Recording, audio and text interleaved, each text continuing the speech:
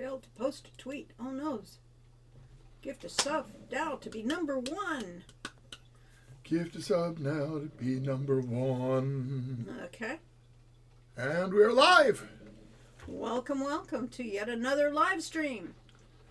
Those metal paintings are reflecting too much. Well, the whole thing is too much, so. Oh well. Hi there. This is Lori. I'm Corey. Yes. And we have 0 viewers according to this, so well. I'm not sure that's true, but we'll see. We'll see. If you're a viewer, you should type something in chat. So we can see if we're talking to no one. Dashboard. That's not it. Console. Subscribers. Commands. Did I fail to? Are we on the wrong day? No. We are on the right day. We are on the day we advertised. Stream offline. Well, that's not good.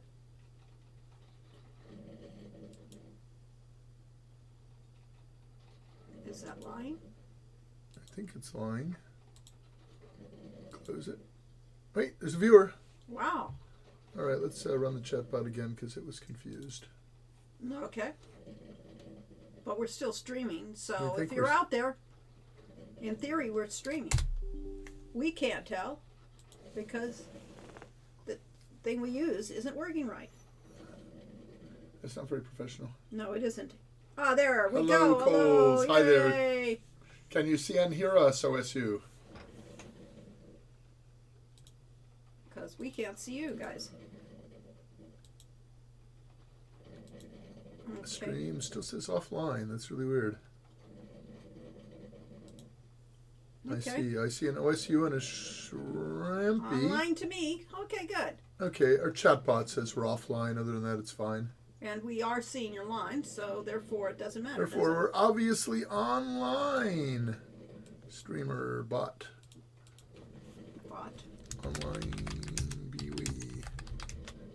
Okay. You can type that. Okay, well, welcome to yet another stream.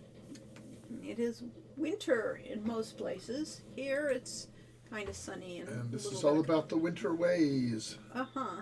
I think people would have more preferred the summer days to the winter ways this time of year. I thought so, but yes, but I'm here in my T-shirt because it's summertime here. Well, not exactly. It's in the 60s here. Lori's in a low long 60s. sleeve T-shirt, so yeah, that's her winter wear. yeah. Yes, and it's appropriately colored as opposed to the bright and sunny one Corey has on. So, at any rate, yeah. Chatbot is a lying liar that lies. Perhaps so. But, so and anyway. therefore, our stream's a mess at the beginning, and I don't know if we should delete that before we post it. We could, but you have to That would actually involve edit. actually editing and stuff, yes. Yeah. Really. What a pain. Any rate, yes, don't fall asleep before we get started. It's time for a nap, isn't it? No. No, it is not time for your nap yet. 2 o'clock? Close. Thanks. That's when...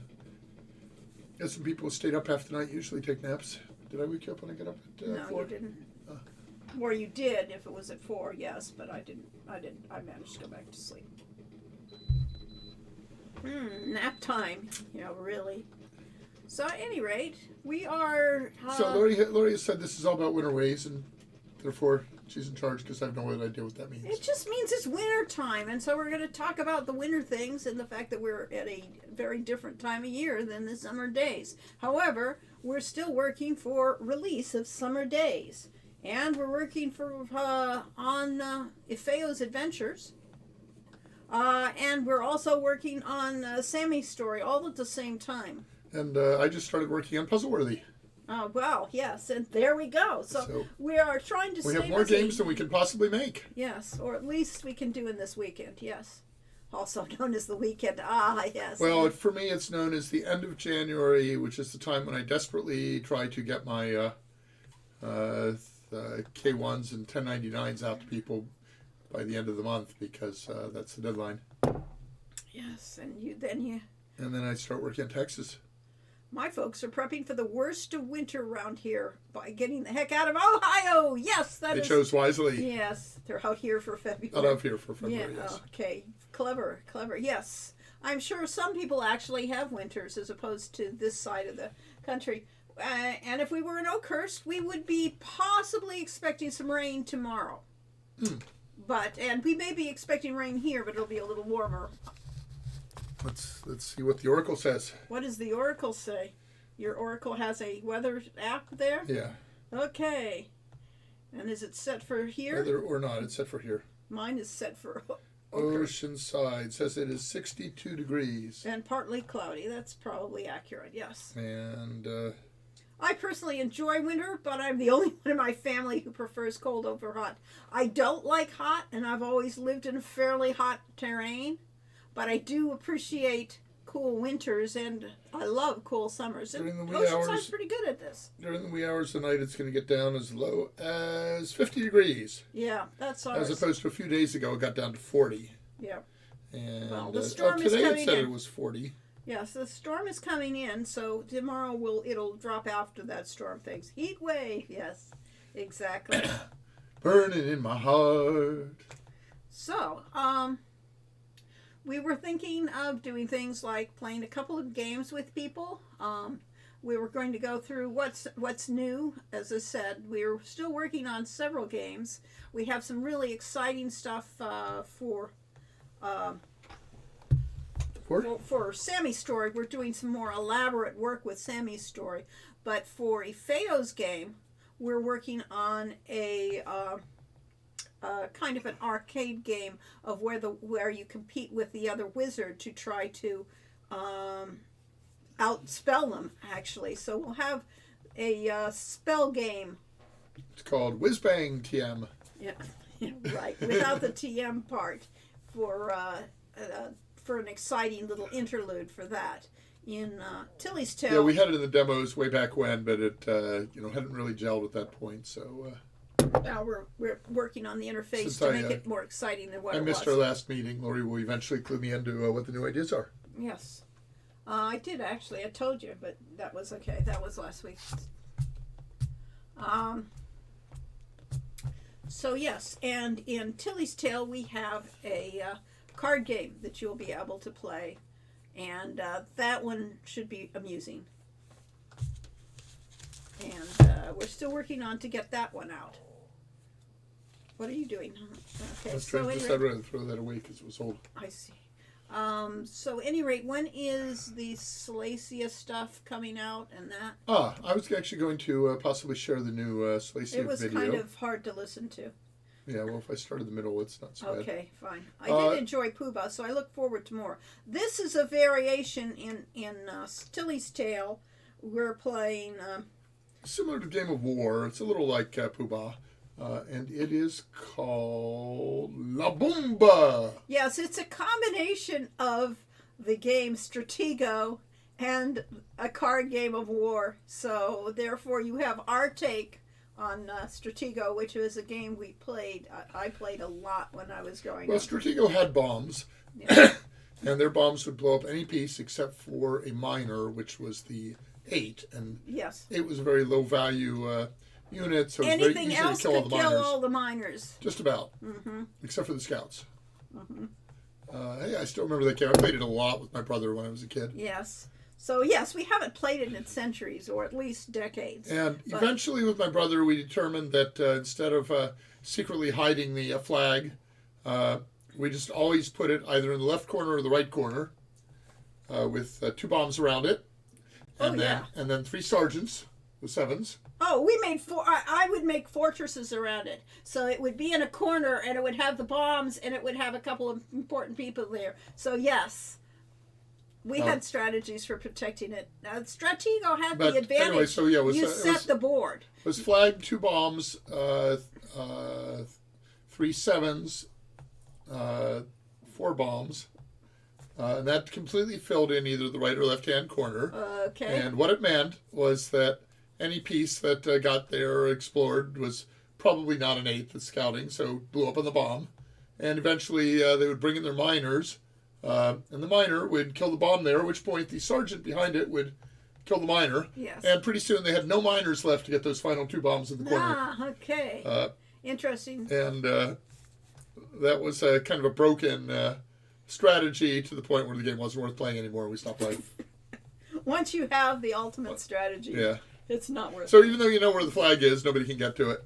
Ah, okay. Interesting approach. And there's still, a little bit of piece maneuvering with the, So yes, it was a value game, and that's what this card game is going to be with Whiz Bang, and it involves the elements too. So it's very magical Well, too. the other key aspect of Stratego was the spy, Yeah. and the spy was the only piece that could kill Marshall in one.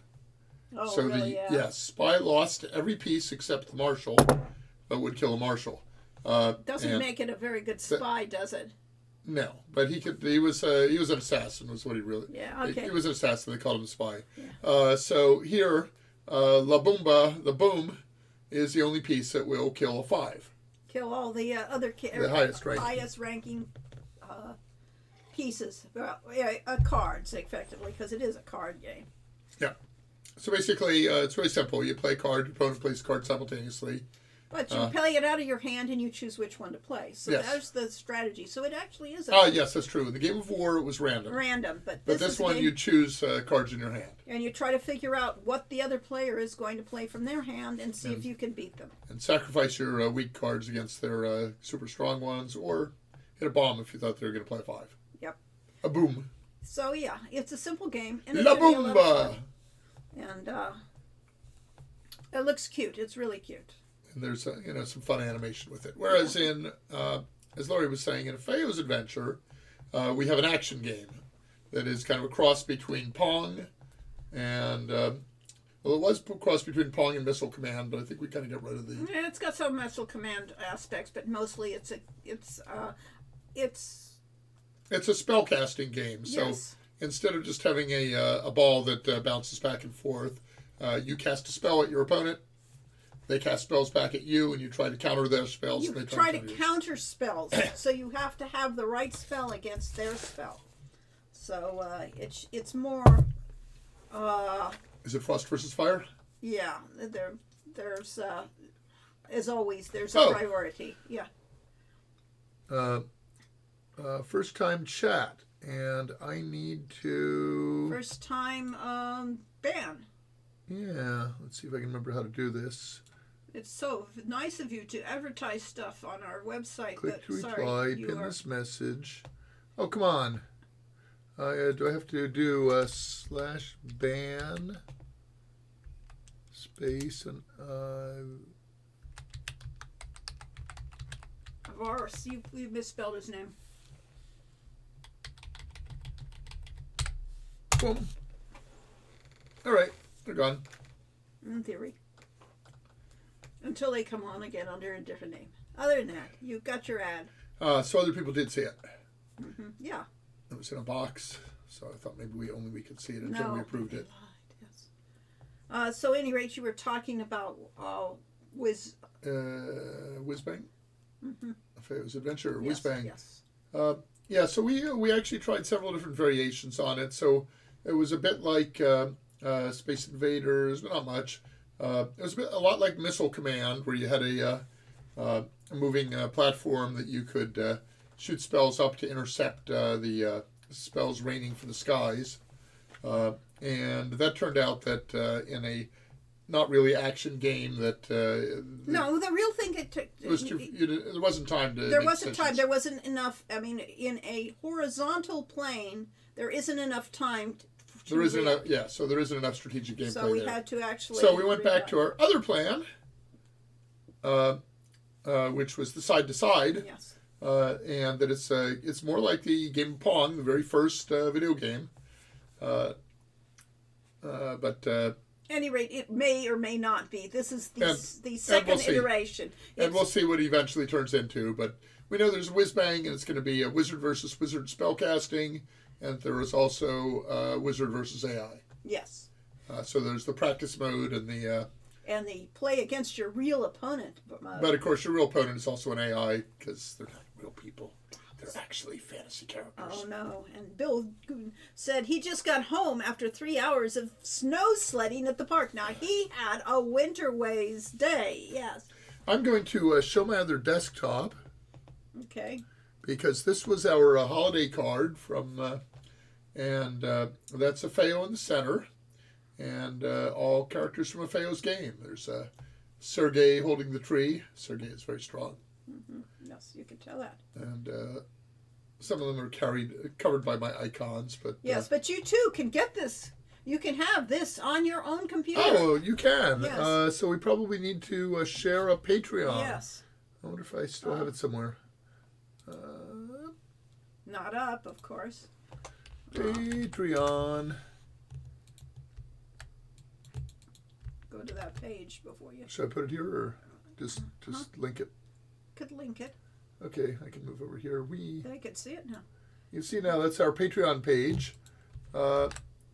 And within that Patreon page, Latest posts. And there we go. Winter There's Waves. our And keep going. Scroll. It keeps going. Okay. Brand New Year. Is that the one? No. Brand New Year. Did we do? No, we Maybe. did. Well, this was Christmas time. There it is. Oh, Happy There, Holidays. Happy Holidays. Oh, Go why to don't the you click on that? Go to the Happy Holidays page, and you too can have this for your very own. And it will be a downloadable wallpaper. Yes, with all of the characters there. And Corey's even named them there so you have a clue of what you're looking at. I had to ask Lori. I didn't know what Sergei's last name was. Well, I couldn't have told you offhand. Percival Peterson? Yes. This is Percy. Up here on this. Maria Thalassa. Yes, there's Maria. There's Charlotte. There's Leia. And there's Sheng. Can we click on that? We could Can pull you? it. You Yeah. could. Oh, okay. So yes, you So too. here's the wallpaper in front of the wallpaper. You could have your very own wallpaper because that's the way we are. And you could have, Scroll down to the bottom and see if I can put an attachment on it. Did you? Yes, there it is. There's the yes, attachment. it's attached so you can get the actual picture without having to get the imprecision of screen copying. Heroine's Quest, an excellent choice for winter requesting. Exactly, we did think about that. Yeah. I could continue with Heroine's Quest. Last time we played it, I got completely stuck. I think we got caught. I think we in a dead end, effectively. I don't think so. I think Okay. I just wasn't skilled enough. I hope the weather has been treating you all well. In New England, we had 3 storms in 7 days after several weeks of barely feeling like winter. Yeah, winter. Winter hasn't been that bad here, but it did rain, and we discovered some leaks in our roof. So Yeah, that was new roof coming. Let's see, other things we've been working on. I've been redoing the Hero U website. We'll be having a brand new website interface, so it looks more like we're dealing with summer days now than trying to still sell Road to Redemption, which of course we are, because if you don't own Road to Redemption, you should. Now, Road Redemption is coming out sometime this summer. It's actually either quarter 2 or quarter 3, not determined yet, for PlayStation 4 and PlayStation 5. Yeah, you could play it on your PlayStation. So you can How tell your about friends that? with PlayStations that if Hero U, and there was an advertisement for that, but I don't think I have it anymore. You don't tisk. What the one from Silesia? Yeah. It was interesting. I will give it that. You're going to show my everybody email. your email. No, they won't see it. Oh, they won't? Okay, because it's coming up It's on on this the other computer. screen. I see, yeah. But yes. Yep. Beep. We could show them food. There's Silesia Games. Hello, I'm Valeria. The new episode of Silesia Games News is Hello, here. creative Welcome. people, says I hope you've naming all collision. had a great start to the new Okay. year. And a chance to play Ultra Food Mess yet? There's Ultra Food Sit Mess. on the couch Okay. and play. Yes, get on your couch and play. Yes, and there now we go. buy a delicious marquesine Okay. campaign. Ultra Food Mess. I guess I There should we have. go. That looks more That familiar. looks, yeah, well, you're Okay, that's Ultra Food Mess. Now from you can Silesia Games. then Road from Redemption on Nintendo Switch with there you more go. in the last Isn't that episode I mean, of they do some nice Today, ads. I have however, to say, we wish to yeah. inform you that under a new agreement Think you are between assailed by Controller ads, and or I am Silesia anyway. Oh, Games, you can the be. I'm game sorry. will also be released Yeah, if you're on not a pro PlayStation here. 4 and PlayStation 5.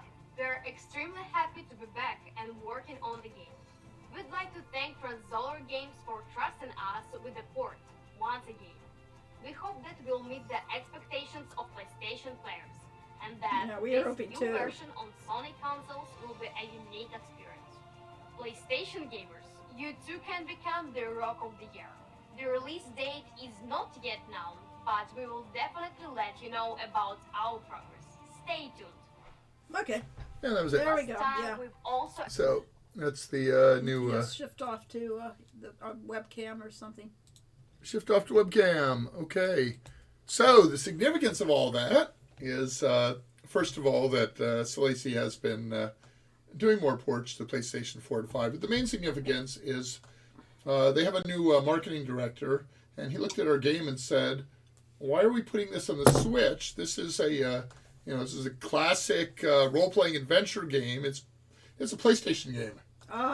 It is too sophisticated for the Switch. Okay. So they have games like Super Food Mess for the Switch That makes more and sense. Road Redemption. I mean, Summer Days fits fine. Yeah, Summer Days is fine for the Switch, but Huey Road Redemption works just fine on the Switch. It's playable, it's fun, but it's really more of a console audience. Yeah. So we will have a console version. And that'll be interesting to see whether it sells to a console market. And if it doesn't, we'll need to be consoled. I know. It's sad. So, yeah. We're sold by ads. Did we get another ad? He probably got an ad from Twitch. Switch does have a lot of ports of adventure games, though. So, frankly, I think it should be on everything. Well, yeah, I mean... Well, yes, I'm very happy that Road Redemption is on the Switch.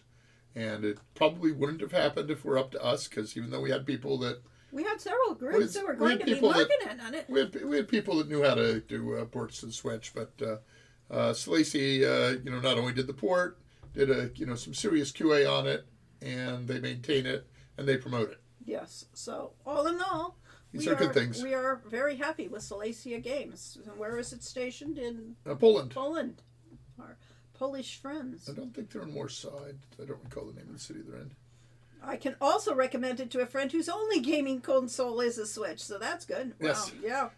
Yeah. Now, Summer Days Tilly's Tale will come out. We were intending to, once again, come out about 6 months ahead of time on the PC and then bring it to the Switch later. But as timing has worked out, we're trying to tune a few little things on it.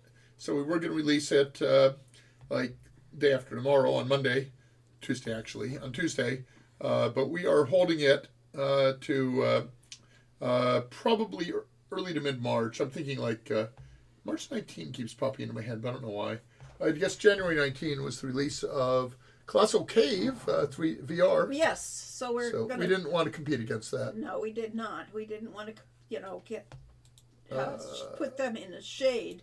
And we wanted to have people a chance the 19th is to... a terrible day. 19th Okay, is a terrible day, yes. Tuesday, March 14th. Or Tuesday the 21st. Or we could go for the We'll 7th see. or the 14th. Well, we'll find out when we get closer to it. Somebody told me once that Tuesday is a good day to release games. And we will find out. Mid-March, so a month of enjoyment before taxation. Well, yes. It'll be early March. We'll give you a little bit of time.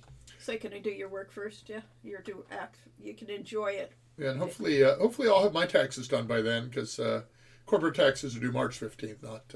Yeah. You do actually get extra time if you're an American. You get until April 18th this year to get your taxes Really? in. And that is because the 15th falls on a Saturday, and the 17th is a government holiday. Okay. So, yes. I just finished my taxes this afternoon. Well, congratulations to you. That's a major task for Corey.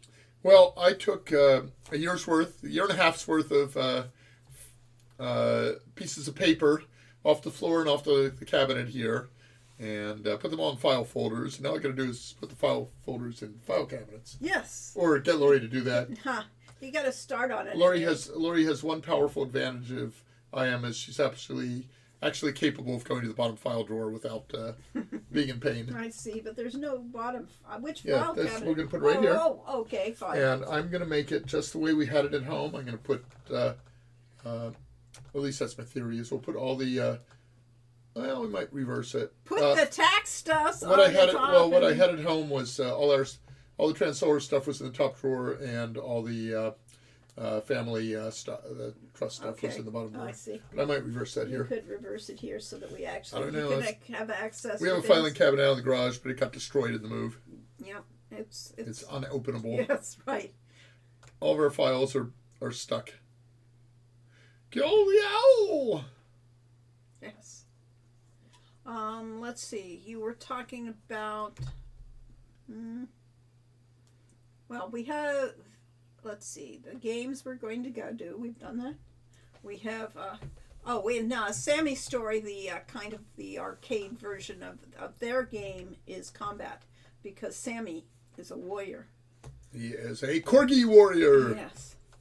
Sorry if this is a tangent, but thank you so much for everything you've done in the world of entertainment. It's really meant so much to many of you. You're welcome. This entire stream is a tangent and is basically a stream of. It is a stream of consciousness. Yes, there we go. Live stream of consciousness.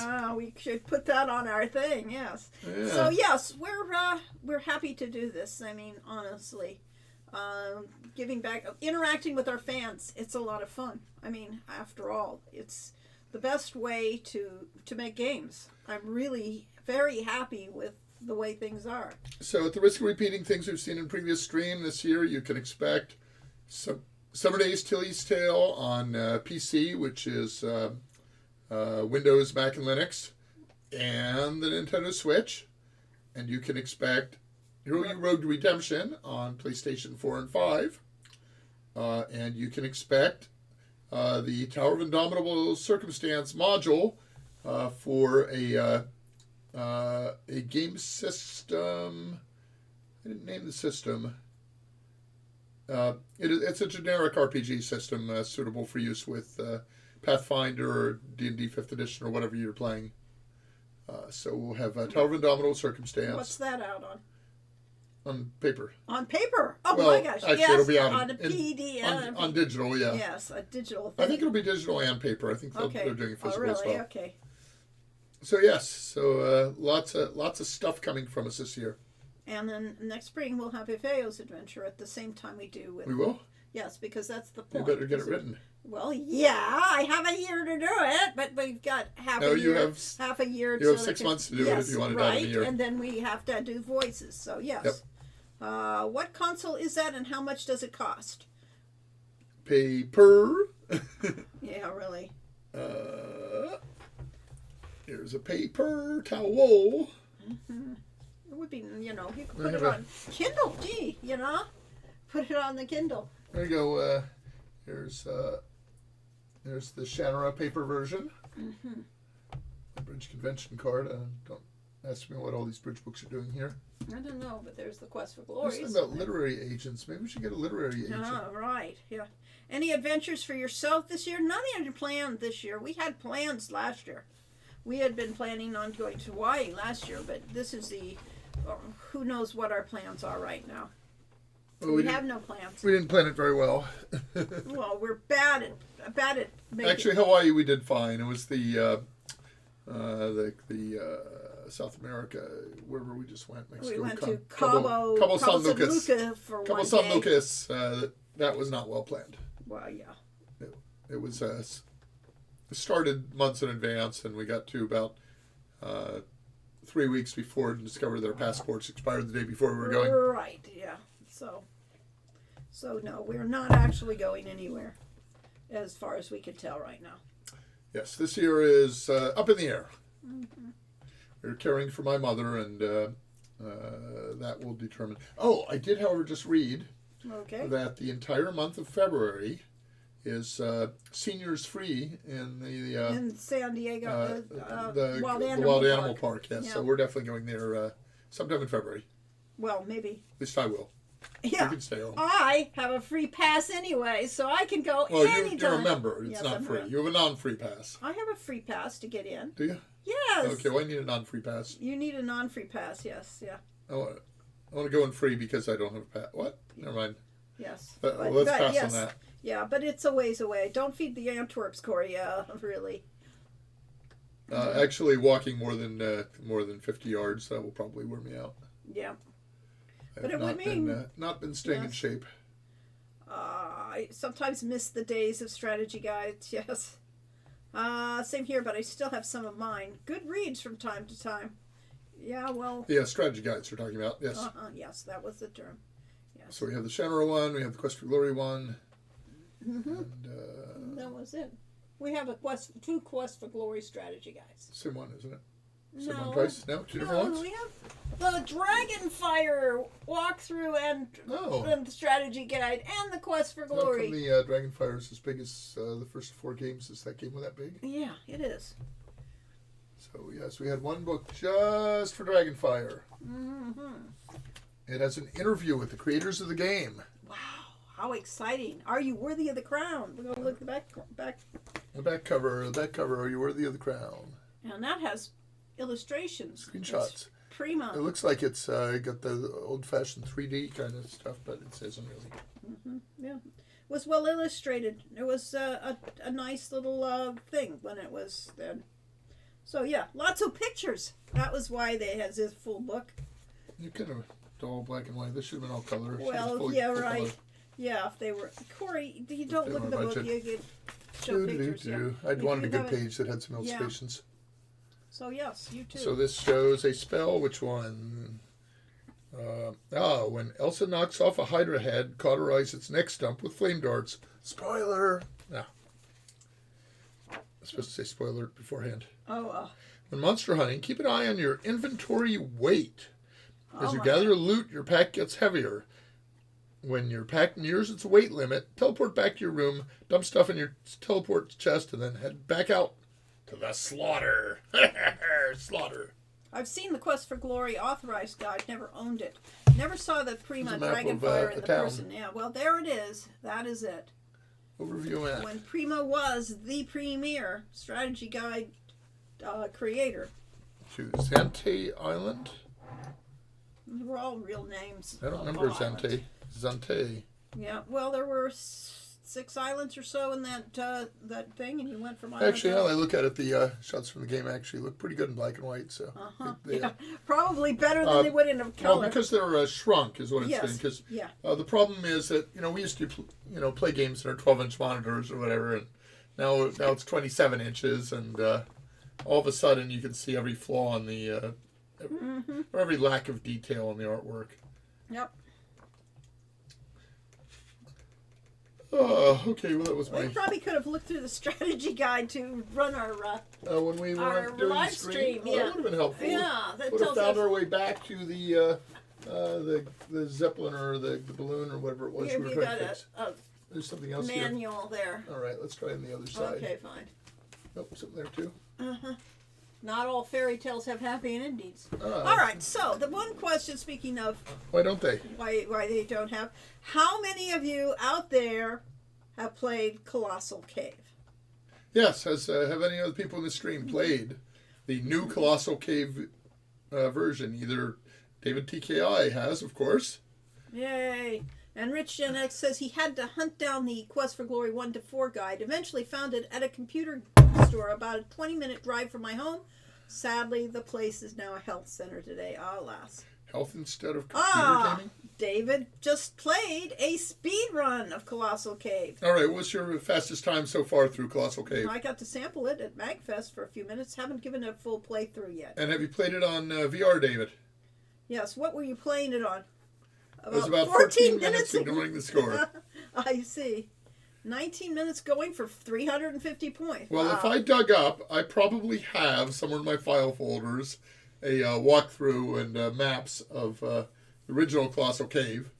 I have heard of the original Colossal Cave. I have the remake on my Steam wish list. Okay. Yeah.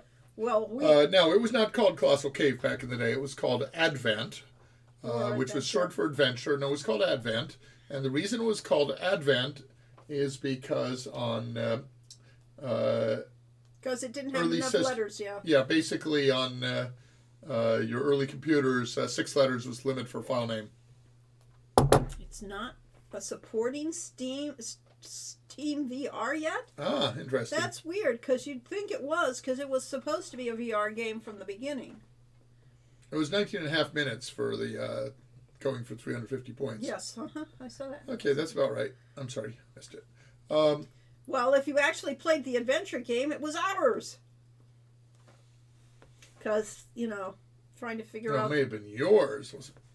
Actually, it was mine. I had Advent. It was a conversion. It was originally in Fortran, and I had a conversion to ZOPL, which is GIAC Computer of Canada's proprietary language. And so I played on a GIAC mainframe system. I first experienced it at UCLA visiting an open house, but then I got hold of the game to play on my work computer at GIAC after hours, of course. Since we worked, 16-hour days, there really wasn't much distinction. Back in those cold miner days. I played it one weekend. I got stuck in the game. I got 349 out of 350. And got totally stuck. And I managed to get hold of, there were credits in the file in the game. So I managed to contact the GIAC programmer who had converted it to ZOPL. And he sent me a 9-track reel-to-reel mag tape that I read in the tape drives. I got the source code for it, and I then proceeded to look through the source code. And see, and have a nice dinner, Rich. Enjoy. Mm-hmm. Yeah, you can finish your my anecdote, which maybe people have heard before, maybe not. So anyway, 349 points. I was so proud of having completed this game, but I was 1 point short. And I looked through the source code and finally found something that awarded 1 point of score, and it said for doing the right thing with the Dwarven magazines. And I was like, what? I did have a Dwarven magazine in my inventory, and it seemed like an extraneous item, and I couldn't figure it out. But it did say, basically when you're in a certain room. So I put in debug code that popped a message out to my console when I entered the room where I was supposed to do the right thing, and played the game through, and eventually got to that room, and the message popped up, and I said, oh! Once I knew what room it was, I knew what to do. Okay. And got my 350th point, and that took, going back and forth over several weeks, and that's when games were interesting. Yeah. Dwarven magazine, as in paper. It was a physical magazine. Well, it was a virtual version. Virtual physical. Virtual representation of a physical magazine. Yes. And you need to do something physical with that magazine. In a virtual sort of way, yes. Yes. So. So you too can play a game. And the obvious answer was that I was in the outhouse, but that's not the correct one. Yeah, I know. That would have been the right way to do it. I mean, yeah, clearly. What did dwarves do with the Dwarven magazine when they take it to the outhouse? Yeah, right. There were many World of Warcraft jokes about outhouses. There's one at the Dark Moon Fair. You can. There's one of the outhouses you can. Really? Yeah. You get an achievement for. Gee, just thrilling. Yes, they're potty jokes. Yeah. We tried not to have too many potty jokes in our game. I just got a Steam achievement, which was Best Soundtrack, and I was trying to figure out if that was from our game or if it's just a generic Steam Awards. Of course, it's a generic Steam Award. Yeah, Heroic Road Redemption deserves Best Soundtrack. Yeah, we had a great soundtrack. It did. There. Brian Grogan did an amazing job, and we could have used it for the next game, but for not very good reasons, probably. We had a volunteer to do it for free. Free was the key. It turned out not to be free. Free is never free. It would have been cheaper to pay for it. Well, we wound up paying for it. I understand, but yes. I'm saying the amount of time we spent going back and forth in that. Brandon Bloom is our musician for Summer's Days. Yes. After a free volunteer musician had life issues. Yep, which is something people do. People do. Yes, we do. We all are stuck with it. So, at any rate, that's very interesting of all the people here that only one person has actually played it. Now, the next question is, how many of you want to play it? And there was like a 10% discount initially. Yes, so let us do a poll. Okay, you could do a poll because it's very interesting what they've done with this. Okay, poll. Voting on Colossal Cave. Now, if you're Not a What's it called now? Remade or something? a Colossal Cave by Roberta. By Roberta Williams. Okay. Option. Because that was the key. I assume that all of you know I have heard of Colossal Cave. Well, we're going to find out. Yeah, unaware. What? Huh? Unaware of it. Will be a 0. Okay, that sounds right. No interest In playing it. in playing it. That's all right. You didn't have to finish that. Yeah, in playing it. Okay. Looking forward to it. Maybe Maybe. get it eventually. Yeah. Or wish listing it. Yeah. Okay. On my wish Plan list. to play it. Okay. And Own the game. yes, own the game. Haven't looked at it yet. I've played it. Yeah. I've played it. Okay, At least so we some of. okay, there we go. There we go. Is that All enough? right, Ed. Yeah, probably. So the next question will. All right. Here Here's your is a question. poll. This is for you to have to do it. The Your lack of type is- physical is a turn off for me. Thing. Oh, I didn't allow multi voting, so you got to pick one of those. You got to pick your thing. Yeah, And they're not. Really, everybody must. y'all should join in because it'll be interesting to see. What is exclamation point vote? The other thing is, Yes. do you know how much it costs right now? It was on sale. I don't know if it still Okay, is. is it? What is may it? be past the sale period. Really? I thought it didn't come out on sale. They Steam. said. Let's go to store. We're going to Colossal Cave. It is $40. Yes. Twice the price. Actually, it was $35 originally for, or it is $35 now for Hero. No, it's $30 for Hero U. It was originally $35. Yes. Okay. It is not on sale. It is not on sale. Yes. It is $40 on Steam. Yeah. Cygnus Okay. Entertainment. And it's got very pretty graphics and Well, you good could 3D. be showing this. I could be showing this. Let's better than us. let's do that. Desktop. Yeah, you can. Maximize. This is what we're Can I What we're showing. maximize this? You Yes. can. That looks horrible. There we go. All right, you could be playing this game if you haven't started it already. Gee. That looks a Wow, lot like Half Dome. familiar picture. Yeah. Wasn't that mountain copyrighted? Yeah, I don't think so. Does that look like your Trademark. impression of the house? Or the Not out- really, and I certainly don't remember now. No, we Maybe had to that's get just- that has got to be, Cedric. Cedric, of course, and it's Cedric pointing the way to get in. Gee, it is Cedric. Of course it has is. inventory. It has feet. It has feet. Those feet are made Out for of, walking, and there's caves and bats and Oh, things. this part's in it, this Oh, part's in look, it. there's a pirate. There's a pirate. Arr! Yes, that's Does this Zizzy. have any sound? Maybe I can turn on You and have could, sound. maybe. There we go. I don't know if this is too loud and blows out everybody's ears. Black Rod. Cool. Discover the valuable treasures held within. That's about what my map looked like. Brave, perilous encounters that threaten to end your quest quickly and without mercy. Without mercy. I think the first week of release was 10% off on Steam. No, they said it wasn't though. Oh, I thought it was. No, we had a big argument. It must be the dwarf. He's gonna kill you. Jeez. Thanks. Go for the throwing That, knife. that Oh, I like that bridge dragon. looks a little dangerous too. Yeah, but I like that. Okay. Smoke breathing dragon. Secrets to find. Ah, cool. Miles of caverns to explore. Ah, You'll never know. Okay. Just look Oh, around. you got the entire game here. Who needs to play it? yeah, you can see what it is. With a lot less depth. I don't know what that was. That looked like computer art. Computer programmer art. Wow. That's some dragon. Colossal Cave. There we go. Reimagined by Roberta Yeah. Williams. All right. The only way out. It's definitely got to be A Cedric. Volkswagen with a peace symbol. Buy now wherever games are sold. Okay, that's special. Yeah. Okay, fine. So we have All right, we've seen, I guess, all the scenes they have. Have you seen? Oh, wait, there's a couple dwarves. I didn't think we saw a couple dwarves.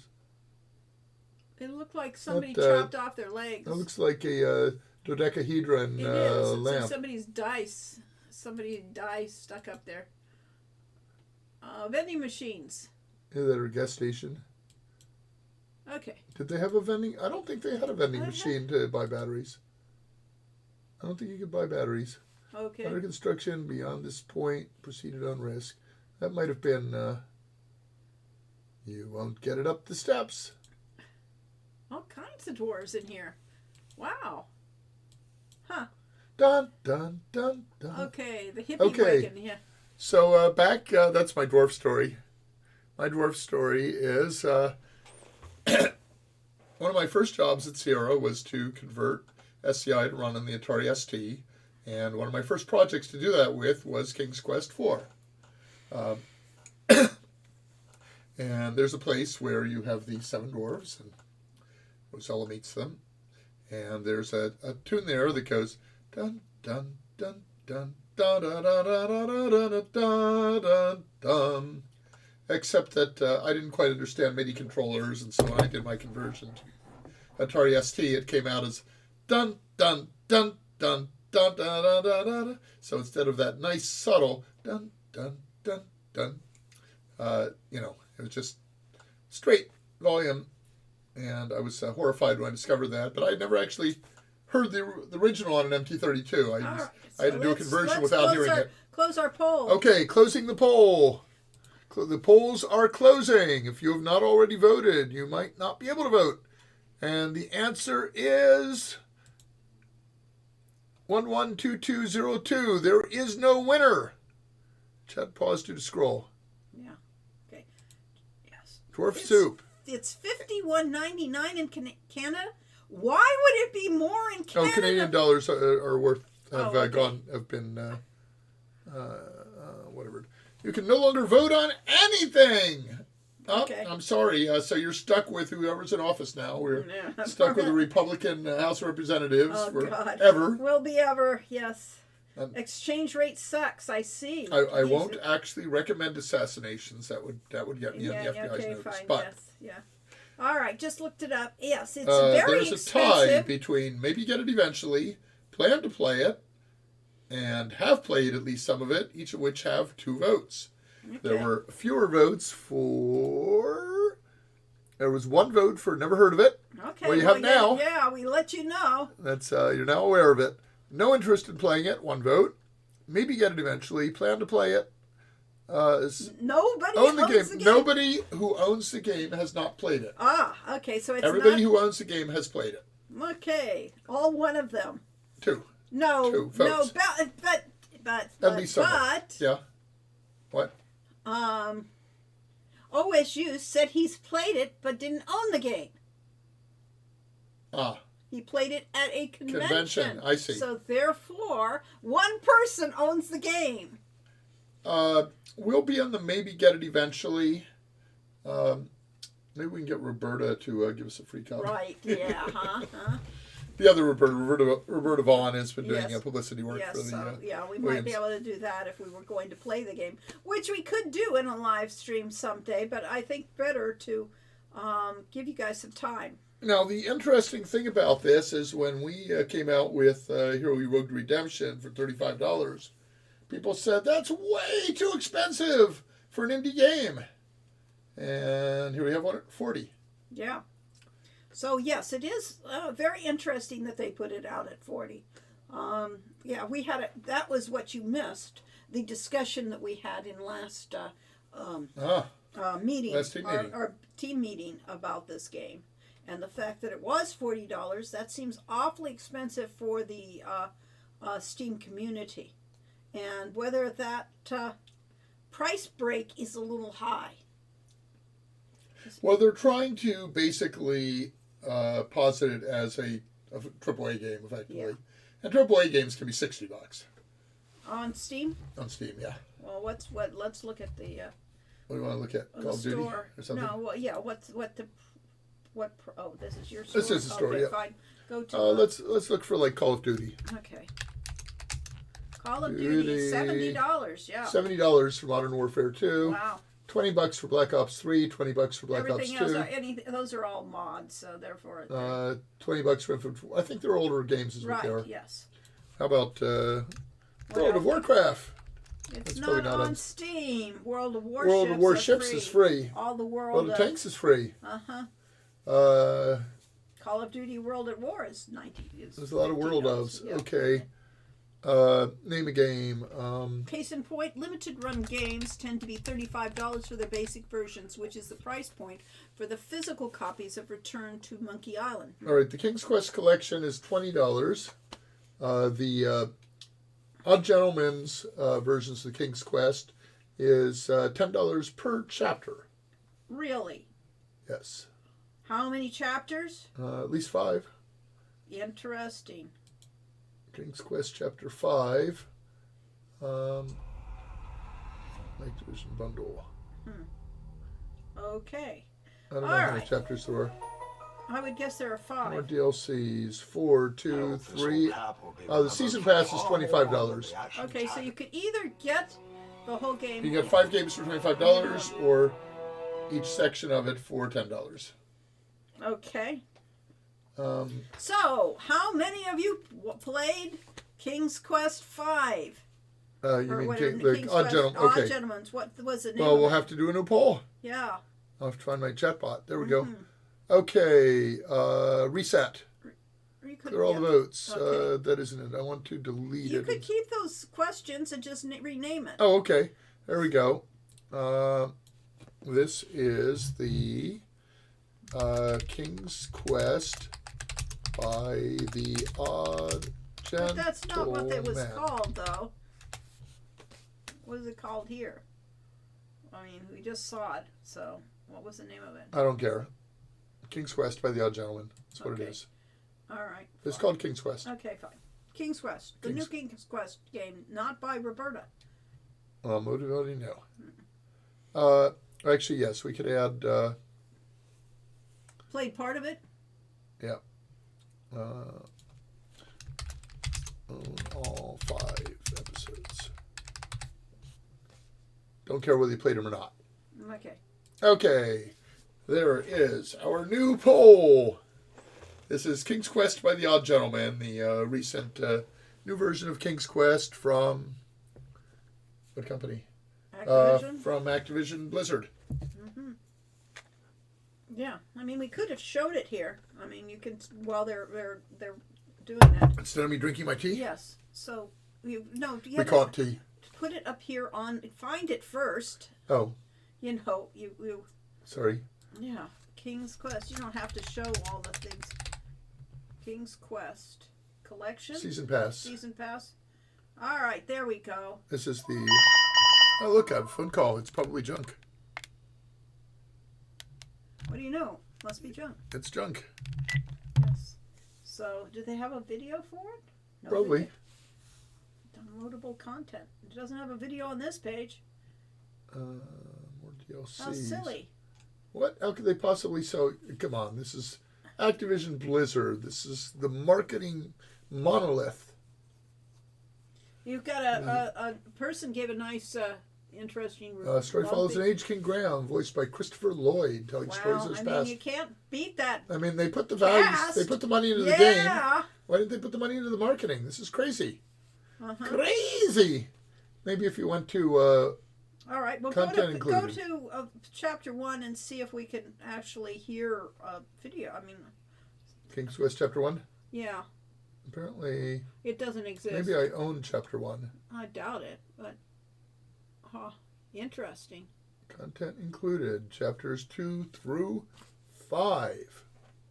Okay, How weird. Well, here's chapter 2. there we go. There's a preview. Is there a video? There is a video from Sierra. There he is.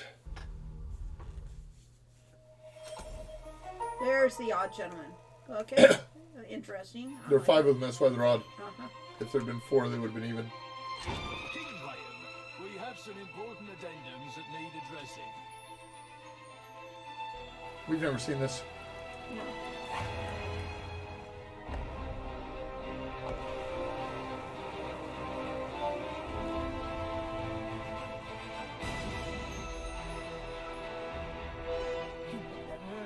She's not doing well. Take that. Ready to bust out again? You gotta move. Hey, is that Ron on your board? Is that you?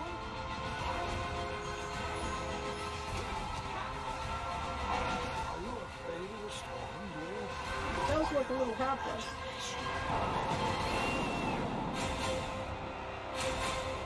Okay. Trouble Without a Cause, Chapter 2. Okay. All right. There was so probably a let's Chapter go 1 into- somewhere, but I don't know how to Yes. find it. All right. So, let's go see what happened to our poll while I was playing Yeah. that. Maybe everybody was mesmerized by the video. We certainly 0101021 have played I hit stop. Oh, I did hit start. Okay, the winner is have played at least some of it. Okay. On all 5 episodes, 1 person. Plan to play it, 1 person. No interest, 1 person. But everybody's aware of it. Okay. Nobody's planning on getting it eventually. If you were planning on getting it, you got it. Okay. Well, interesting. So that's The puns were on point. That is a good pun. We will That's give it good. full credit for that. Rebel Without a Cause. Yes. James Dean. And somehow I didn't get to hear. Christopher Lloyd. Yeah, I would have loved to hear Christopher. We like Christopher Lloyd. Okay, so we have Activision, soon to be Microsoft, maybe. Maybe. We're We'll see. certainly, as World of Warcraft players, we're hoping that goes through, because it can't be any worse than what it's currently going. We can go back Josh to Keaton instead of Josh Mandel. Yeah, webcam. Come on, there we go.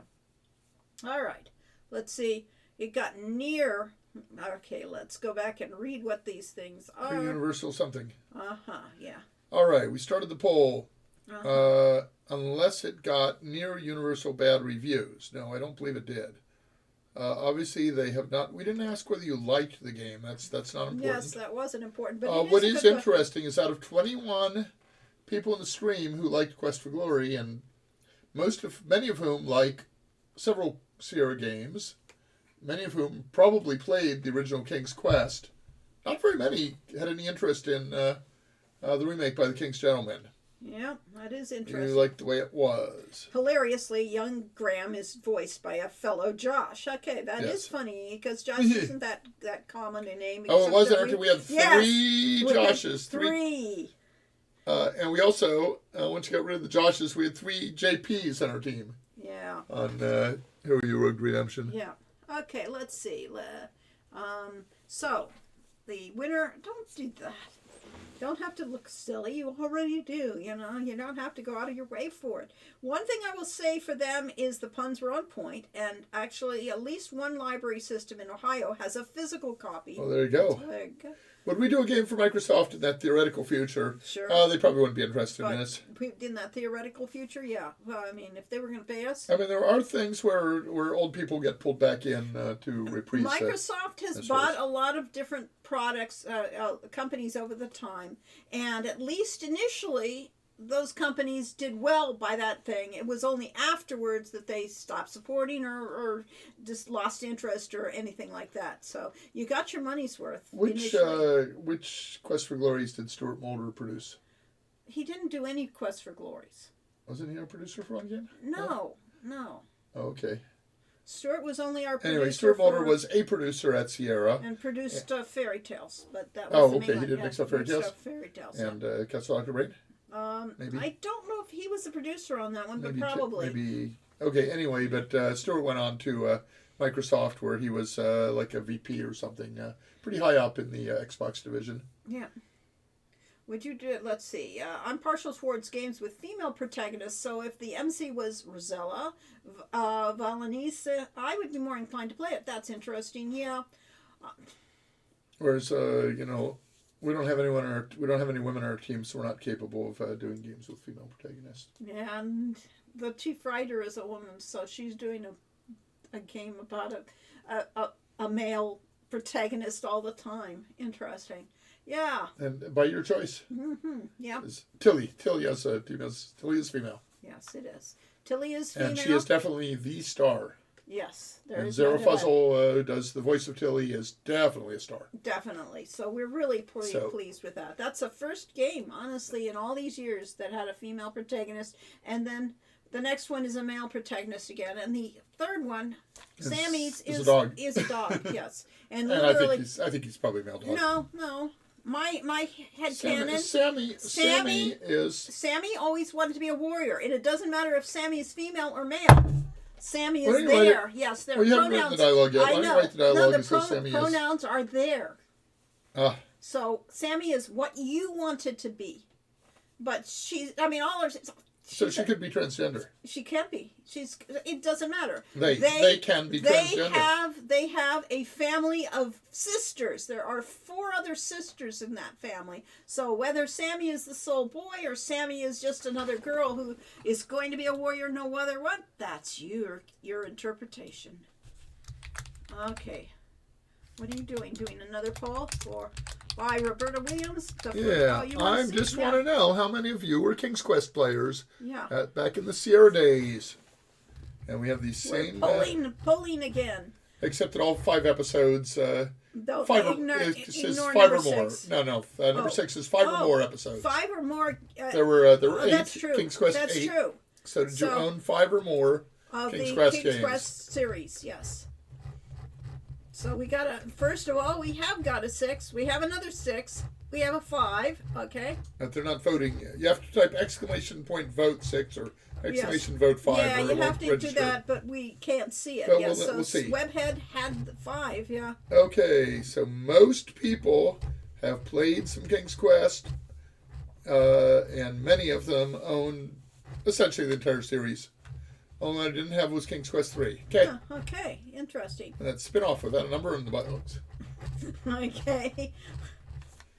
All right. So you guys were all. So people did play King's Quest, but they were not interested in the Odd Gentleman. Now, is that because they love Roberta, they love the way Sierra did things, or That's past all that? another huge poll, because that one has to be a poll. Okay, well, we did KQ 1 to 6 multiple times. Loved KQ 6 with Alex's second time out, though. Okay, there we go. Notified of the winning. Have played at least some of it. 4. Own all 5 episodes. 3, and that's really more like 5 and 4, 5 and 5, something like that. My brother is a custodian of all the big boxes from our family's computer history. They're all safe and sound. Well, good. We're glad that they're archived away. All right. So we're going to add some more interesting questions.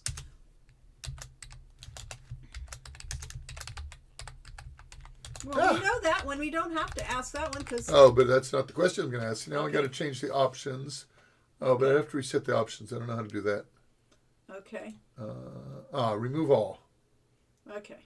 Okay. The new options will be...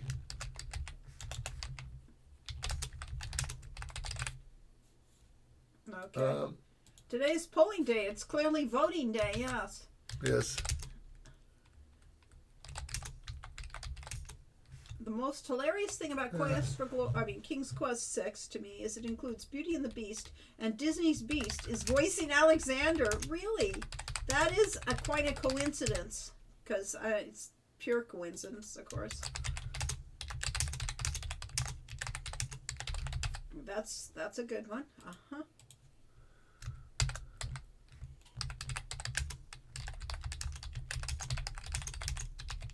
Like that? Okay, that's fine. Okay, and what else? Not enough? Had enough of the series. Robbie Benson voiced Alexander in Quest. And I guess the last one is... So, as Corey tries to figure out how to phrase a question. Please both. Okay. We only know that was 2 people in the whole thing. Okay, so we won't put that option in. Okay, so this is only for people who played the original King's Quest but did not play King's Quest by the Odd Gentleman. Well, you can, even if you played it, you can answer this. Or you could answer if you want, if you played it. Yeah. Because you could not care for the new art style even if you played it. Yeah, a YouTuber found a video interview of Robbie from 1991. He even looks like Alexander. That's fun. Who's that, Robbie Coltrane? No. Robbie Benson. Robbie Benson. I thought Benson was the butler. The butler, he was. He was the best butler. Benson was the best butler. Yes. Not Hagrid, yes. What's the Odd Gentleman version? Okay, so that was a new series of games under the title of King's Quest that Activision Blizzard came out with about 5 or so years ago. 2015. 2015, yeah. So between 5 and 10 years ago, they came out with a new series of King's Quest games with the same name, King's Quest. And it was episodic, chapters 1, 2, 3, 4, 5. And it featured an old King Graham kind of telling the stories of his youth, retelling his stories for a new audience.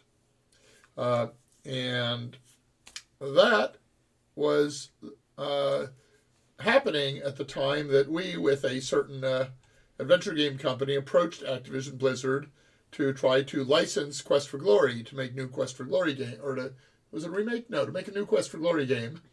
And they said, no, we're not licensing that because we're trying this experiment with King's Quest, and then we'll decide which direction to go with the series. And we want to maintain control. And rumor has it that they did not sell enough of the new version of King's Quest to basically justify doing more. So they did not make a new Quest for Glory, but they also, well, we didn't go back to them, but they probably still would not license it to us, because why should they? We're not rich. Mm-hmm. All right, shall we stop the poll? Yes, you should stop the poll. Here are all the votes. The winning vote is... Dun, dun, dun. Roberta should have been in charge. 2 votes. But 2 people voted. Yes, Nobody else voted. Nobody else Interesting. cared, yeah. So, the interesting thing about looking on the Steam page is that people the people that wrote the reviews, which were fans, liked the first in the series, or they probably wouldn't be bothered to play the second one, but they did not like Chapter 2. Oh, really? Yes, I've seen 3 reviews of the best reviewers, and they've all said 2 was the weakest, and instead... That was part of the entire package Yep. when it first came out. Absolutely loved the first episode. A good 4 hours worth of walking around beautiful landscapes and Yep. solving fairly basic puzzles. I hoped in episode 2 they would expand on the puzzles a bit. Yeah. Boy, the reviews get worse and worse, yes. Not recommended. So... Doomed themselves. Yes, they didn't involve the original creators. They continued to seem to put less money into it as the series progressed. It's like they gave... Oh, I'm sure they spent a lot. I'm sure they did. I'm sure Odd Gentlemen were not cheap. Yes. Yeah. Okay, Eden Waith really liked the King's Quest 2015, having grown up with the King's Quest games. Okay, that's good. Would we have made Quest for Glory episodic if there was a reimagining of Quest for Glory like 2015 King's Quest? I mean, it was episodic to start with. Yes, if you just they were just very, very long episodes. Right. So the question is, could we have done like 1 to 4 hour play experiences? Yes, and we would have designed it when we were doing the whole premise of doing the sequels initially. We were going to do add-on packs the DLC, the DLC, and we would have had them to be very close to that's approach, the episodic thing. Well, Episode 1 was really pretty good, but Graham of the Reimagining didn't behave like, yes, it did not look like or act like Graham. It looked like it was played for comedy. Of course, the original Graham, was largely in your imagination. Yes, but he's also a visual. Yes. You had a character there. Yeah. So it's not like you suddenly had this gangly kid. I mean, he looked like, well, as adult as any 100 pixel tall character can look. Yeah. Velva and the number 3. I don't know what you're saying, OSU. Yeah. Quest for Glory was Half-Life style episodic. So let's see, an episodic. Oh, okay, so I guess the better comparison would be Tales of Monkey Island. Okay. Because that's the Secret of Monkey Island broken up into small segments. And I played a little bit of the first the Tales of Monkey Island. Thought it was pretty good. I'm not a very good adventure player. So I didn't actually solve the game, and that's part of that's just that as I've gotten older, I'm a little less patience for doing things like doing paper maps of games and stuff like that, and really keeping track of everything. Webhead Spidey says, would you have gone further with the series if it was reimagined, Rajani? Well, we had two versions of what we would have done if Sierra had stayed intact, if Yosemite Entertainment had stuck around after we released 5. One version was to sell expansion packs for 5. If it had been a runaway bestseller, we certainly would have gone that approach. And what those expansion packs would have done, would have involved, would be the hero going off into the Med Sea. And so we would have a pirate adventure, we would have an Amazon adventure, Yes. and that sort of thing. And each one of those would have been, smaller episodic things. Yes. Like that. So that's how we were going. That was one approach we were going to take. The second approach was to do Quest for Glory 6, which would have been the children of whoever you married in Quest. It would be Quest for Glory: The Next Generation. Yes, Star Trek wise. Yeah. And then the Next Generation would have gone off to new locations, and in particular, we thought there would be mostly Asian locales. Yes. I think at one point we talked about doing a Quest for Glory 5.5 or Quest for Glory 6 that would be set in Egypt, didn't we? No. Egyptus? Well, we talked about that, and we Or was talked that a about role India, paper game? but those were all just talks. They never went anywhere. Yeah. And the atmosphere then at that point was toxic, Yes, it was. Well, so we could talk. But yes. So we were still talking with Yosemite What made you Entertainment sick? about the add-on packs, but then it all broke up and everything died. So is that what toxic comes from? Is because too much talking makes you sick? I don't think so. Valve had problems making third parts. Half-Life 3, HL2, Episode 3. Well, actually, a great example was Wizardry. Wizardry made a great first game, and then they went off to make. First time chat from TL Snowman. Welcome and thank you for chatting. Yes, And it's not an advertisement. Yay! Quest for Glory: Generations of Doom. Yeah. Sorry, mashed up with Phantasy Star 3, which has a generational mechanic. I didn't know that. I vaguely, sort of, kind of remember it, but not much. Yeah, we did. We did play Phantasy Star. We enjoyed it. Yeah. Anyway, so, problem with Wizardry 2 is that in Wizardry, your character works all the way up through, I think it's 8th level spells or 9th level spells. Yeah. In Wizardry 1? Most memorable of which is Tilt-A-Wait. Tilt-A-Wait is the Dungeons and Dragons, what was it called in D&D? Meteor Storm. Meteor Storm? Meteor something. Meteor Storm. Meteor Swarm. Swarm, okay. Meteor Swarm, I think, which was to cast 8 fireballs simultaneously. And even the other editors of D&D thought that was kind of over the top. So the question is, if that's your game, where do you go from now? What do you do How for do the you 10th count level it? spells? Yeah. You probably start with Full Wish. I think they had a limited wish in equivalent in Wizardry. No. So they basically couldn't. They couldn't top their own game. So what they did was basically reset. I think they did try that in Wizardry 2, and it didn't work. And then Wizardry... No, Wizardry 2, they... Was it a reset? Yes, they Okay. reset it. And so you basically end up throwing away your character that you were invested with. Now, one of the reasons World of Warcraft is an enduring game, despite the fact that other RPGs might be better, is that you become attached to your character. You want to, keep that character going through all the expansions and all the different worlds. And same thing with a character like in Quest for Glory. And they've managed to keep it going all this time, which is amazing. Yes. But they've redesigned it several times. So Dungeon Master had the original Dungeon Master, which was an absolutely amazing game, one of our favorites all time, and it was one of the major reasons people bought an Atari ST was to play Dungeon Master. And then they came out with Dungeon Master 2, and they decided that they had to basically start where they left off and make a really hard game with incredibly difficult puzzles and dangerous monsters and so on. And we played it for an hour or two and quit. It was too hard. It wasn't fun anymore.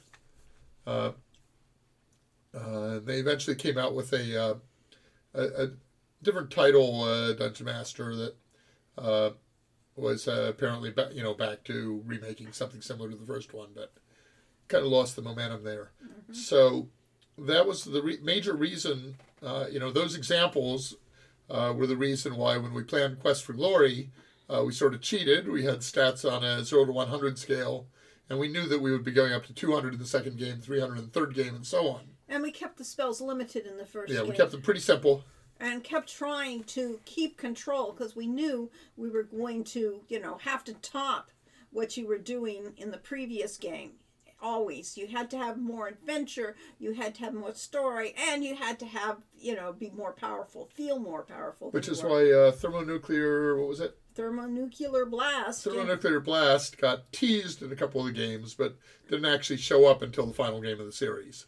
Because that was a game-breaking spell, and we knew it. It was a killer spell. It was almost a joke. It was a joke. It was a joke in the whole thing. It could, we justified you could use it in Game 5, but it wasn't recommended really. Yeah, destroying a city to save the world. I mean, Quest for Glory 4 it would have been justifiable to use if it could permanently close the gate to the Chaos Realms.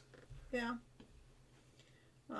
So the most we can do is partially restore the playable Elsen Magnum in Quest for Glory 5. Yeah, right now. Yeah.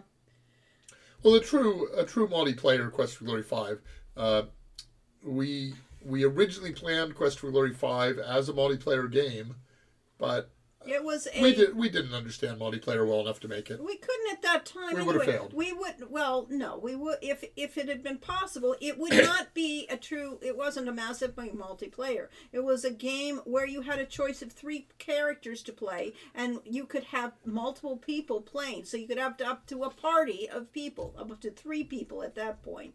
Which was you could be playing Elsa and our hero and Magnum all at the same time with your friends. And maybe we would have kept the solo game, the adventure game as a solo game, and that basically you would have the equivalent to World of Warcraft's dungeons.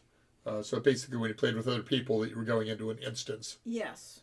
And we talked about that actually with Bob Heitman of doing instance content. Yeah. Way back before other people had it. Yeah. I found my save games from 1999 that have save games featuring Elsa and Magnum. That's interesting. I didn't know you could do that. That they actually had that. Are there any mods on Cole's games? No, there are a few mods to fix bugs. Yes. Yeah, there's one that extends. There's the one that randomizes flavor and stuff. Yes, there's a random one for our games. No. SCI games being easy to patch kind of opens up a lot, yes? I mean, so if we went back to Quest for Glory 1, we might break it up into several parts, maybe do it in chapters, and if we did that, then we might also bring in the other character choices. Huh? Make your hero be a choice of male or female. It changes, though. The whole game's rewritten at that point, so... Probably, yeah. That's if we had... unlimited bugs, and we wanted to remake the games for a modern audience. If you kill an innocent person in Dragonfire and the guards go after me, is it possible to redeem yourself, or I am trapped in the cycle of fighting guards? I certainly don't remember. I think you get... it's a problem with reality of the game. Do we let the player, in that situation, have fun and continue to, as if nothing happened, or do we have the reality of the world where people know who you are, they know where you live, you're not going to go without getting captured if you just, be evil. So I don't know. I don't know. My approach is generally, you've screwed the game over. And so for anyone who ordered physical merchandise from Hero U, should we have put a little note in there that says, "We know where you live"? Not necessarily, though. Not if they give a post office box. Okay. Yes, the Quest for Glory 1 randomizer. I need to try that out. This is my Quest for Glory 1 year. I was just playing the Japanese version of it for the first time. Well, let us know how well the translation works. Our son Michael knows some Japanese. Yes, He might be able to play it. He plays a lot of Japanese RPGs. In fact, he gave us a couple he gave us one. We have a 5-something house. I don't know. A game. We have a game for the Switch that I haven't played. Oh, okay. I don't think you I can thought it was turn like 5 rings or in something. any rights of rulership items to the guards that are trying to kill you. Yes, yeah.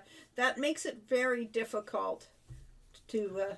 Well, they used to have the thing where the killers were basically very proud of themselves, and so they would leave a token, like a black dahlia or something on a body. So we could have had you get to kill all the guards, and then put your item for completing the right of the rulership of the guard's body. Okay. I don't know why. I don't know why either. The psychopath serial killers. That wasn't actually the name of the game, We didn't go that approach for a reason. Well, you could serve time and have your stats degrade. Ooh, that would be nasty. Again, better to just kill you off, honestly. Well, I don't know. See, we need the ultimate simulation game, because the problem is that adventure games, they always worked around the limitations of not much disk space, not much budget, and so on. And so they couldn't do everything. But instead, we could actually have a complete real-life situation where everything you could possibly do, you can do, and they all have consequences. Yes, exactly. So you could be spending time in jail. Yeah. And that most of you are going to end up working the rest of your life at McDonald's. I don't think so. That'll be a game. Yes, yeah. I don't think Silmaria would want a ruler who kills their subjects on a whim. Yeah, your line reminds me of the debate we had with...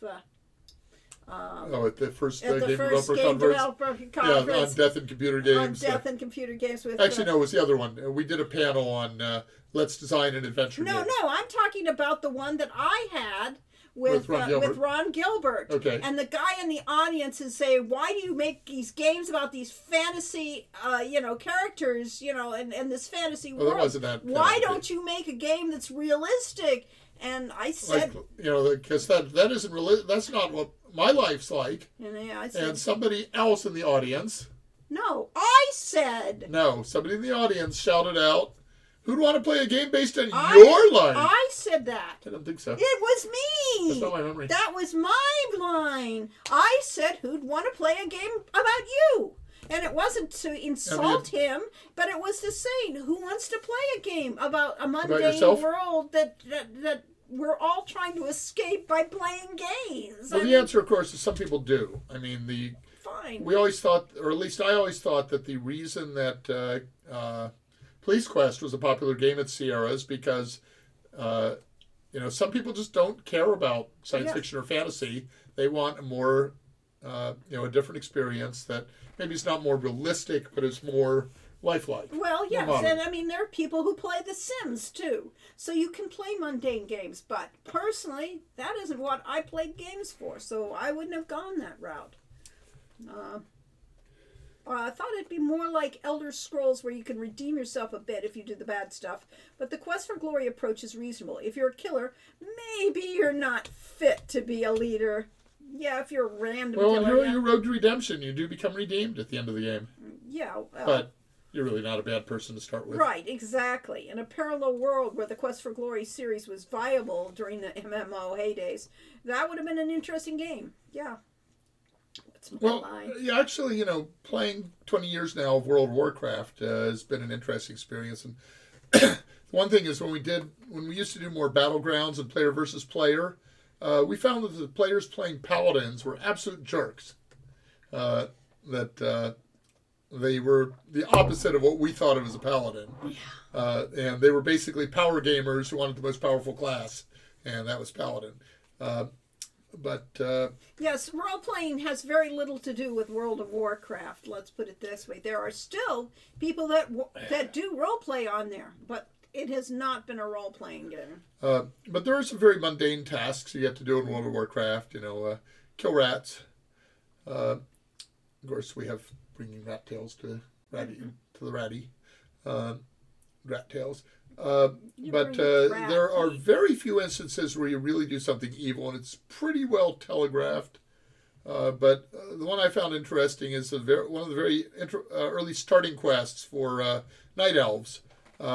There's an obvious demon character who is, a satyr that asks you to do something that is And at that really time, questionable. you don't know whether or not whether that's a Who's bad what? guy or But not. Yeah. but it's Yeah. phrased in ways you think it's kind of questionable, and you do it, and it's really a screw over, and your reputation plummets, and then you have a redemption quest that gives you so much reputation it's higher than if you never did the bad So it quest was at all. actually- So it turns out that It was the optimal. optimal mini-maxing is to do the evil quest and then do the good quest to redeem yourself from it. Yeah, so let's see. Yeah, so in this level, you walk down the driveway and check the mail. Yes, well, that started you on your path to, But you skid adventure. on the ramp going out of your house and fall and get a dent in your nose. Which, Yeah, well, because it was black ice, yeah. Yep, that happened It's to me. winter. No. Happened to me, real life. In Oakhurst, yes. Police Quest is awesome because it's, even though it's realistic, it's not just ordinary life, it's police work. That's real. Yes. It is a different... Police procedurals are a very popular TV genre. Yeah. I think the main thing is playing something different from your own real life, yes. I can see someone who's not in law enforcement or not a relative of someone who is might find Police Quest novel and interesting. Exactly. And people that are in law enforcement think it's cool that there's a game about them and what they do. So Yeah. it's a win-win. But Same thing with the TV shows that people watch. Aren't those people called anti-paladins? Well, they sure should have been. Yes. Diablo 2 was a very different kind of game. It had fixed character types, whereas World of Warcraft, you just play a character, you take a role, and that just means your skill set, and you play however you choose to play. And, like the cowardly paladins on the battlefields who would, basically put their... use their protection bubble and then hearth home when they got hurt. It's like, couldn't kill him. Yeah. Well, the paladin, I played against some paladins that were very proud of their fact that they could, anytime they got surrounded by people or whatever, they would just go into their bubble and be immune. And I just waited on my mage and started the Countdown for a spell. Pyroblast, which takes 5 seconds to cast. And by that time, the spell... And time it just so that it comes off just at the moment the bubble expires.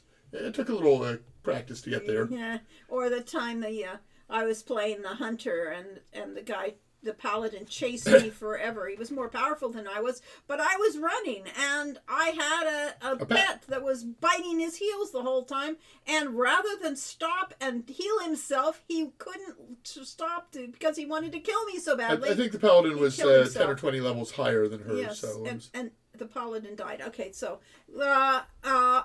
Ubi Bread. Chest and Zelda? Yeah, it was yes. Didn't know about the randomizer. Chest and Zelda: A Link to the Past make it easy to randomize experience with a ton of replayability value. How is that? Yeah. We should try the one for QFG. Yeah. Yeah, we should try it one of these days. One of the things Quest for Glory 1 did was to remove most of your starting inventory and then add them to the item pool. Then added a few more locations that didn't exist previously. Also using FF4's free enterprise as an example. That one opens up a lot of game immediately. Yeah, so because of our very limited resources that we had for Quest for Glory, and we were already eating up, Heroes Quest, we were already eating up a lot of extra by having stats and stuff. We did not have a lot of inventory choices. Yeah. So there was not not a lot of choices of weapons and armor and combat related stuff. The Fable series is so probably today the we would have closest, more variety in that, probably. Well, yes, it's probably the closest I've found to the feel of the Quest for Glory series, but you can be redeemed in that pretty easily. That's nice. And Rich Gen X says not many games involve opening a mailbox. Well, except for the Zork series. Because if you didn't open your mailbox in the beginning of the Zork series, you were screwed. What was it you were missing? They had to get a letter out of the mailbox. You got the letter, but what was in the letter? I don't remember what the letter was. Was there an was. attachment?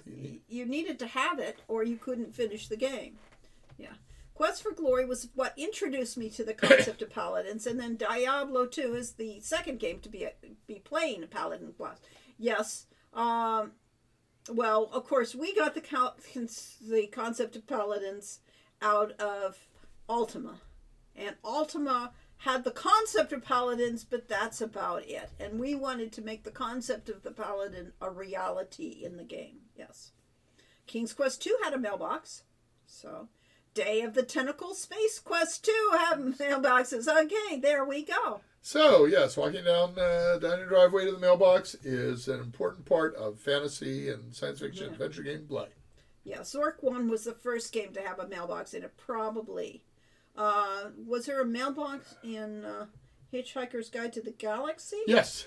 There we go! Well, it's actually, I think it's a pile of junk mail on your porch. Okay. But you must get that. If you do not get that junk mail, you are dead man walking and cannot complete the game. Yes, so there's another instance where you better check your mail, yes.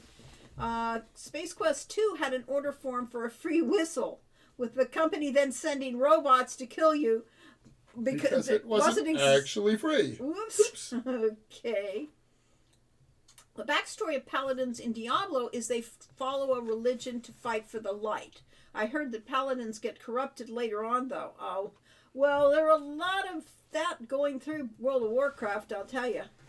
There are a lot of so-called good cults that are run by demons and things like that. So. Well, in Star Wars The Old Republic, they had the Paladin Code, one of which is no emotion. Oh, the Jedi Code, yes. The Jedi Code. Yes. Yeah, which is Paladins, effectively. Yeah, It's the Jedi. Yeah. And so one of the early storylines you get is you find two acolytes, the man and a woman, that are obviously having a relationship. And you get to decide whether you want to intervene or report them and so on. You know, what do you do when they're being emotional? Yep. Is that your duty as a fellow acolyte? Yep. Well, were paladins a real thing somewhat? And the answer is Sort of. somewhat. They were... So we're originally talking about like Orlando Furioso, yes. The Song of Roland, and Roland was the paladin that basically went crazy, got bloodlust. What? Yeah. And all So, I can think of even is back in the Roland the original. Thompson. Roland the Headless Thompson, Gunner. That was a real song. Folk song. Yes. But yes, so they're coming out of like the Knights. I was going to say Knights Luminar, the Knights Templar. Yes. And the whole idea of the religious knights, and yes, the Knights Templar from classic Europe. Yes, and there were also now curiously you had Saladin, yes, who was one of the Moors. Yes, and the Moors also had the Paladin. I think the word came out of the Moors. It comes out of Arabic. Yes, so therefore it really came out of the opposite side of the Knights Templar, but it does come together. Yes.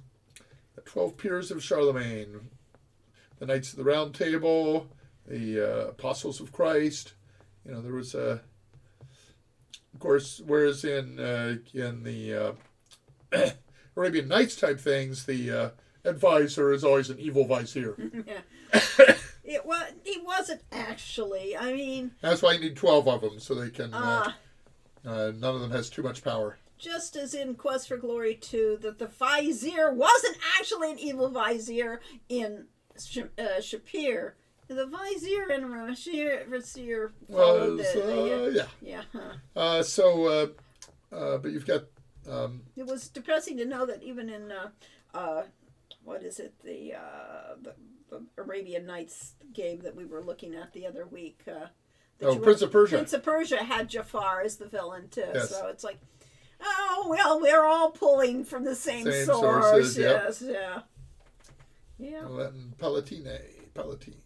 I know the Crusader class in Diablo 3 was inspired by the Paladin class. It was a way of continuing the tradition that Paladins were following. Yeah, probably.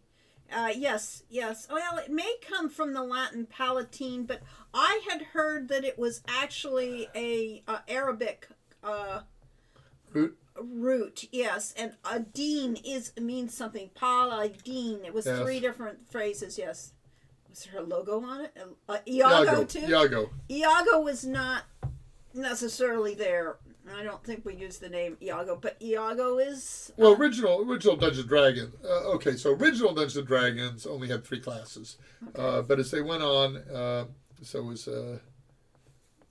4 classes: fighter magic user, thief, and they had cleric initially or later. They had cleric. I think clerics from the beginning. Yeah.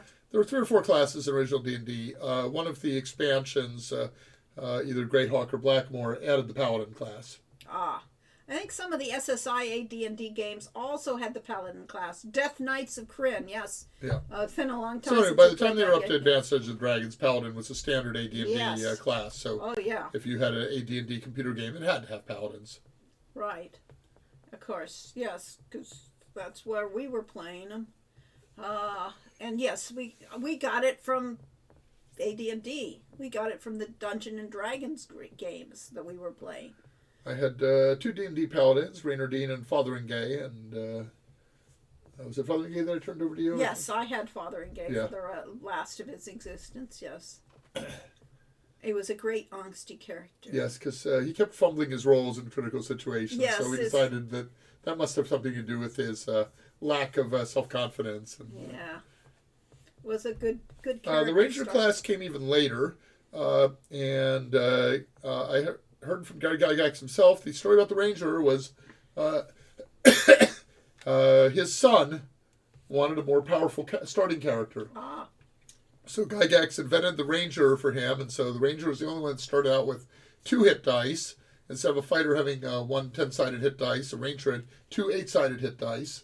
And basically the Ranger was a Munchkin character. It was designed to be more powerful than the other characters, so the son could play the best character. Yeah. And eventually they, made it part of the system. Yes.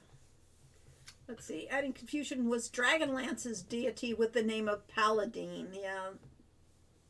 That's just, we're all pulling from the same mythologies, so they do get all conflated together. Yes.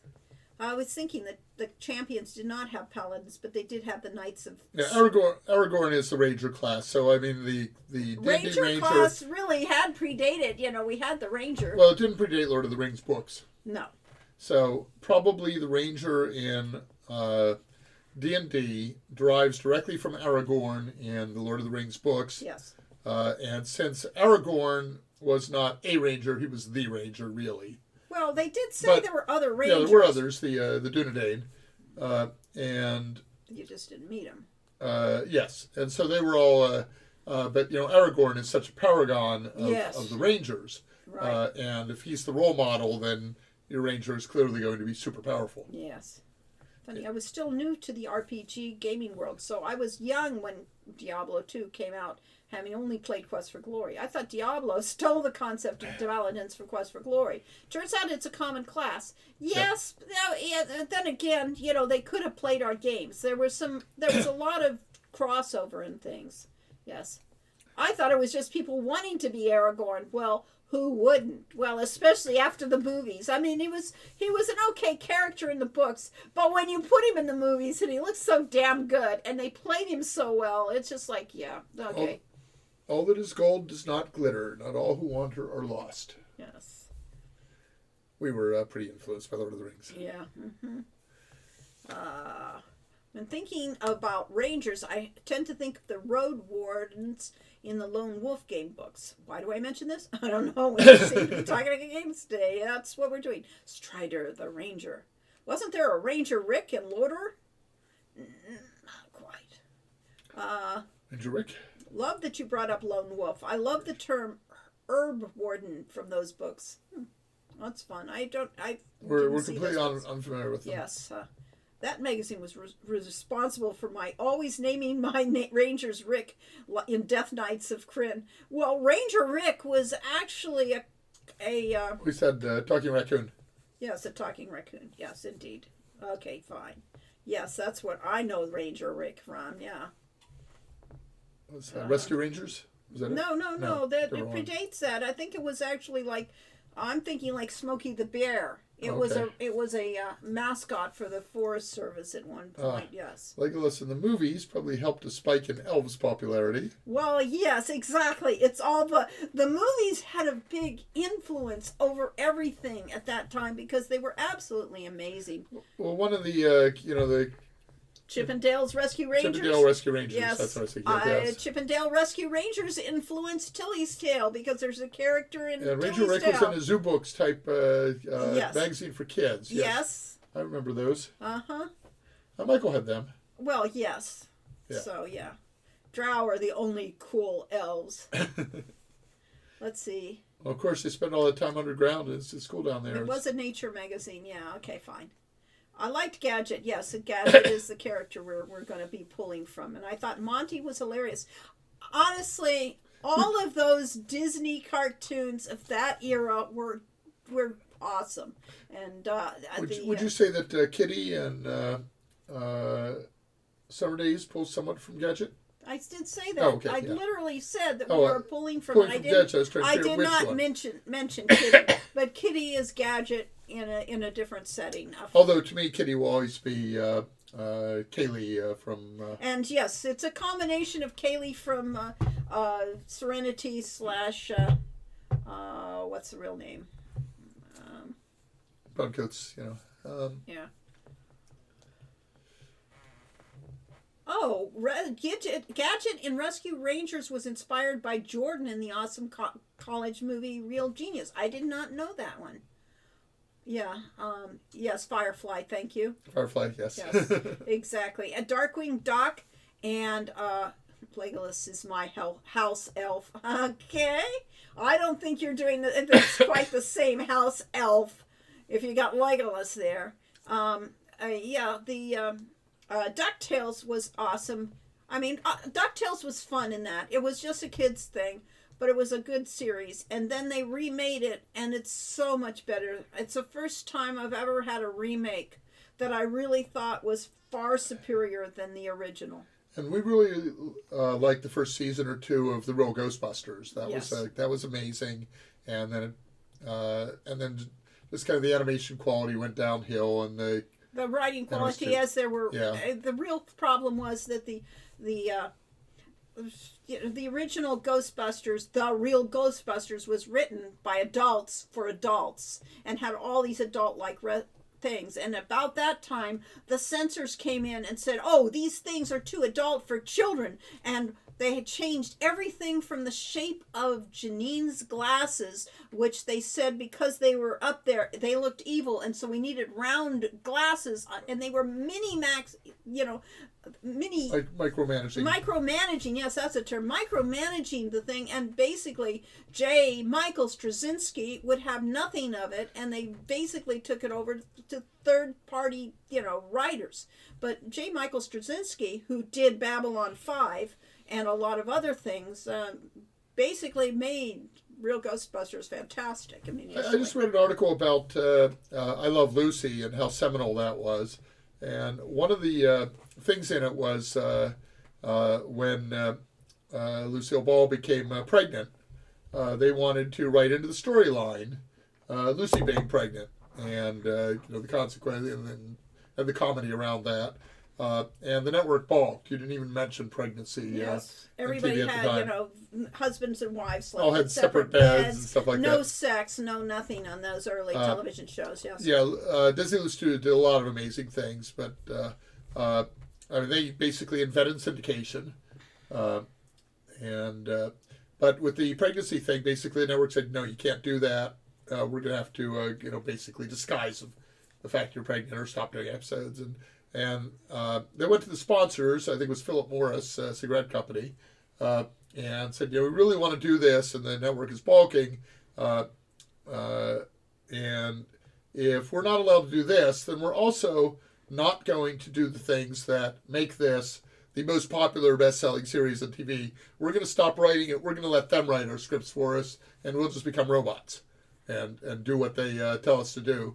And Philip Morris very quickly intervened, and they got those episodes made. Well, I thought So- the story that I liked was the fact that they wanted to film on 35 millimeter rather. Yeah, they than wanted 35 millimeter film, which is most TV was 16 millimeter at the time, and they wanted 3 cameras so they could do different angles and do stuff. And the network says that's too expensive. If you want to do that, all right, you can do that if you pay all the cost of the film and the cost for the extra cameras and cameramen. And they said, well, okay, but then we'll own the film. And the network said, sure. Because that was live television at the time. Yeah. And Everything was done live. And they were just going to throw away the film afterwards, so no problem, you own it. And about 10 or 15 years later... Well, no. When she got pregnant, she couldn't act at that point. That's when they actually had to use... They said, They said, let's rerun some of these old episodes. We've got all this film. And they nobody had ever rerun episodes before because it was all done live. So they actually did and found it every bit as popular. And suddenly, And they reruns. then suddenly they discovered they didn't own it. So they went back to Desilu and said, we'd like to buy that old 35 millimeter films from you, and ended up selling it for something like $5.5 million, which would like $65 million today. Yes, Lucy and Desilu Studios are the reason we have Star Trek, the reason we have television as it was in its heyday, because all of the things that they innovated. So, yeah. Back in the 50s, babies were still delivered by storks. Yes, well, Desi Arnaz said he had to say Spectin instead of pregnant. It didn't matter what Desi Arnaz said because Nobody understood him anyway. He couldn't get past that accent. It's very interesting to watch the old Lucille Ball. Of course, they weren't that old when I was growing up, honestly.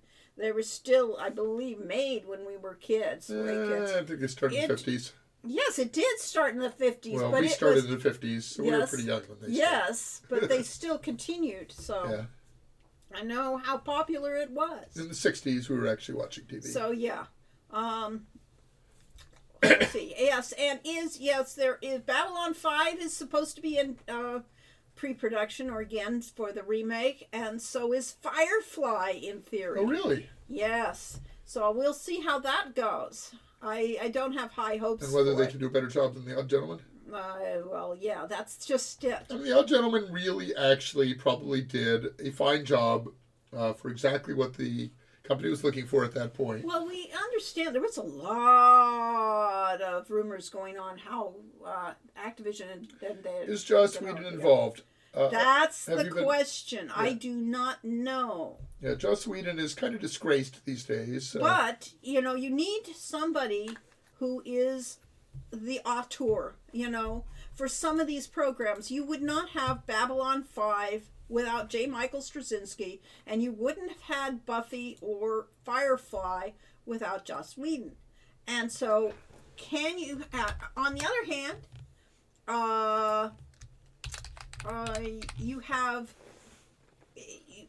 you have the situation of what happens to the movies. What happened to Star Wars after Lucas left them. I mean, you could either love, George Lucas, or you think he destroyed his own series. It's a pet. Depends on your thing. I'm not seeing anything in IMDb. Well, it isn't on IMDb. It isn't even in. It would be Not even in pre-production. Firefly. I tried Firefly first. It would Disney will do it on the Fly remake, TV show remake, or whatever.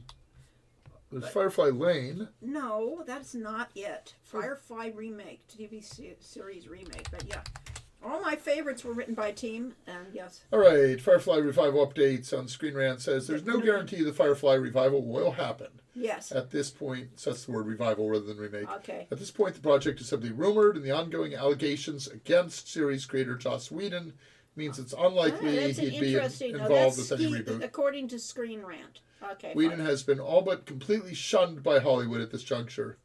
Okay. No indication that will change anytime soon. Oh, I'll laugh. Yes, there were some real rumors of the remake and things going on over there. On the Although episode here's that the other one yeah. on Disney. MovieWeb. Yes. Yeah, Firefly was canceled too soon. I know it was actually, but oh well. And so was Babylon. Firefly's 5, initial rating struggled. Yes, it did. It didn't have its audience. But it's had incredible DVD sales and a cult following that rivaled any other sci-fi as a network show to this day. It's pretty sad when it came out. Joss Whedon is actually not a very... I agree. It was a real disappointment to find out he was really a jerk. And what about Straczynski? Straczynski, I haven't... Was there anything bad about him? I didn't... All right. The only thing I'll say about Straczynski is I was kind of glad that Babylon 5 was canceled, because I think they had that one season to end the whole series, and they ended it on a good spot. And I did not think that it would have been that good to have the next season, because everything was going to go downhill from there, because of the way he had it all laid out. So. Well, Babylon 5 is getting rebooted. Yes. September 20th. Yes. 21. All right. Doesn't look like there's anything horror about JMS. No. Yay, J. Michael Straczynski. Yes. Christy Marks worked with him. And we've met him and talked briefly at science fiction conventions, and he really seems like... I mean, you have to have somebody who cares about a series, really. You need that. Or you get Let's make it the big. oddball. There he is. Yeah, yay. I had a suit jacket like that with the pinstripes. Mm-hmm. Kind of seemed pretty retro. Oh, well. So we didn't... So JMS was the brains behind Babylon 5, kind of. Yes, he was the brains behind it, definitely. Webcam. Back to webcam. But I was taking a Let's nap. see. Okay, so what exciting... He was raised in Chula Vista, California. Chula Vista. Chula Vista. That was on Dr. It Mano. sucks when people look up to our weirdos. I was at Kevin Sorbo in Hercules. Yeah, I agree. Hey, I was a weirdo really... myself, so... Yeah. Kevin Sorbo was so cute in Hercules, but he's just a jerk now. And Lucy Lawless seems to be really good. We're talking about old television series, of course. I was reading just the other day of my favorite series. My favorite Martian? No, not my favorite Martian. That was silly. It was too silly to take seriously. Mr. Ed? But I like the characters in My Favorite Martian. Bill Bixby, who went on to play the Hulk on television, and Ray Walston, who was always a great character actor. So, see, I know my favorite Martian. Okay, what are the two major druid bear attacks? There's Thrash and Swipe. Swipe. Okay, so I came up with... Carole King wrote a song called Splish Splash, I Was Taking a Bath. So I was coming up with Swipe Thrash. And then doing a Bash, yes. Because Bash is the big one, too. So, yeah. Oh, well. So anyway, I was going to come up with a druid song to the tune of that, but now it's all gone already. Well, yes, I've gone what I was going to say. But what were you gone? You were talking about your favorite TV show. Yeah. F Troop. Eureka. Eureka was a really good show. It was a very funny show. If you ever see it, it's sometimes on Netflix. Actually. And of course, we heard about all these shows, at Sierra and stuff, and didn't get around to watching them until about 10 years later. We never had television sets. I mean, we didn't watch TV live. Well, we only watched reruns. We had a satellite. We had a huge backyard satellite dish, and eventually replaced it with little rooftop satellite dishes. And we discovered that they worked okay for watching TV, but they weren't so hot for playing games, because there's the latency involved in sending your key press or your click up to the satellite and back. Was too long. Let's see. So I. Well, we're winding down. Now, my favorite from Xena was, of course, Gabriella. Yeah. She was my favorite character. She was sweet. Yes, that's it. Oh, as for bad weirdos, I did weirdo stuff like I was into magic and Egyptology and all kinds of weird stuff, and I thought I was really out there. Like around the time I met Lori, and Yeah. A few years later, I was working in LA, and I started getting the LA Weekly, and looking at some of the classified ads in there, and seeing some of the clubs where, people were like slashing each other's throats at the clubs and drinking their blood and so on, and said, you know what? I'm not that weird. These people are terrifying. And so there's some really, really scary, weird people out there, and I decided, I'm really just kind of 1 point off of normal. Yeah, we're only a little weird. We're really weird. Weird spectrums. Yeah, we were considered weird. We were told we were weird, but never cared. Yeah, well, you have to embrace who you are. I played chess. We are not, none of us are normal here. And we have to, appreciate the fact that we're all normals. Yeah, we are not quote unquote normal. We are all. Yep. I know you are because you're here. You wouldn't be here if you weren't a little off normal. Well, off kilter? convention. No. Yeah. Well, SCA, Yeah, they used the term mundanes, and that was for Yes. people who didn't play in the recreation. Right. And, there's really not that much different between, the real stars of the SCA were the jocks, who would put on the armor and swing the wooden we're swords. talking Society for Creative Anachronism. Where they're all dressing up as medieval warriors, and yet the main people are jocks. Yeah, they're basically jocks, and they're, as usual, our problem in school was that, we were the people that were into fantasy and stuff, and so we were not that respected, and it's the same thing in Society for Creative Anachronism. Here you are doing medieval recreation. It's a really fantasy thing, but the most respected people there are really the tough guys that were not that much different from the jocks that beat us up in school. And speaking of weirdos, what's the story with weirdlings and Dragonfire? Weirdlings. I don't remember, honestly. I'd The have to weirdlings and actually Dragonfire? look it up. Yeah, I would guess they are the Fae folk. Because the fairy folk were, that's one of the terms that was given to fairy folk, so I guess that's where I pulled it. I don't remember, honestly. Well, we had the Will-O-Wisps in Quest for Glory 4 that were the souls of Lost children. Yes. And that was kind of a pretty yucky storyline. Really tough monsters, though. Really? Oh, well, then it was a Weirdlings. monster. I don't even remember them. Yeah. If you compare knights with jocks, the knights will all be in the locker room and comparing their swords to see who's the longest. Yeah, well, they were not necessarily in the locker room. Contest enjoyment. They were the winning fan fine. entry. Yeah, okay, Oh, thank you. made by one of the people who later went on to become an anonymous game developer. Anonymous game developers did the Really? conversions of King's Quest. I did not know that. One of the King's Quests, and of Quest for Glory 2. Yeah, we were going to have, it was a publicity thing, and it was, perfectly good. But then I have we to... put them in the game. Yeah. They made the toughest of all the monsters. Yucky. Wow. I did not know that. I don't remember the design on it. I don't even remember them. Yeah. We didn't play it enough. We were going to play it this time, too. Yeah. If we didn't, or we could have played... If we hadn't just chatted for 2 hours straight without a break. Right, we would have been playing Heroine's Quest. That was the other choice. But Heroine's Quest was the proper winter game. Yes. That's a bit of full circle coincidence that pleased a lot of us. I think actually... Well, it's not a coincidence. It's a related series of events. Probably because they loved Quest for Glory, they sent their art to, Sierra, and therefore, then when... And they had, so they love Quest for Glory and then artistic talent. Yes, and no problem. So later on they went to make... active in fandom, therefore. Yes, therefore they later went on to make a game that was a remake of Quest for Glory with new art. Well, makes sense.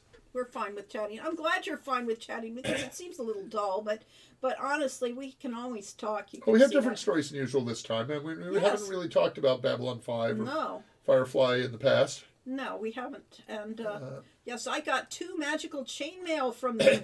Okay. Uh-huh. Is that different from mundane fan mail? Yeah. I see. I do enjoy the talking. James Krasinski is just a year older than we are, a little more than a year older than we are. Oh, okay. So he's our generation. Uh-huh. Probably grew up on Star Trek as we did. Yes, of course he did. Let's see. He did Sense 8, which interesting. And we've heard a number of anyway, so Eureka Lori mentioned briefly. That's a really interesting science fiction show. It's a cross between science fiction and mundane, having the main character be a sheriff who is not a super genius, trying to maintain order in a town that is full of super geniuses, and that crazy things happen all the time. Let's see. If you could, would you have included dragon riding and Quest for Glory? No, because that wasn't the concept for Quest. Well, yeah, eventually, but sure, just eventually, not. yeah. But my God, talk about dragon riding! I was almost tempted to say, let's play some World of Warcraft and show off some of the features of World of Warcraft, because the dragon riding in World of Warcraft it's a win. It's sublime. It is a win. It really is. So yeah. And the problem is that once we get out of the Dragon Isles and go back to normal flying in the next game, they can make it work if they come up with because they actually shut off. They used to have 4 levels of riding, 2 ground riding, and 5 levels of riding, and 3 flying speeds. And there was only a tiny difference between the 4th and 5th levels, and they eliminated level 4, so that they may have to go in, now that they're back to 4 levels, they may have to go and add a 5th level that is 50% faster, or 30% faster, to have anyone stand it. Anyone an Anna McCaffrey fan? And we enjoyed many of her books. We read most, all of her early books. My family was, actually. My brother and mother were both science fiction writers, and so therefore readers, yes, more to the thing. And so therefore, yes, we read Dragon Riders of Pern, yes. And certainly the concepts. I'm a singer of the heptides. I'm Kilishandra Ree. It's one of the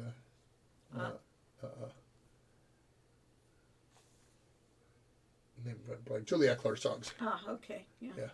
If technology allowed it, a final battle with the Dragon of Doom while riding the Pegasus would have been interesting. Would have been it would have been very interesting. It would have been against the whole concept, though, of Quest for Glory 5's final battle really was that it takes a team. It really took a bunch of people working together to try to defeat it.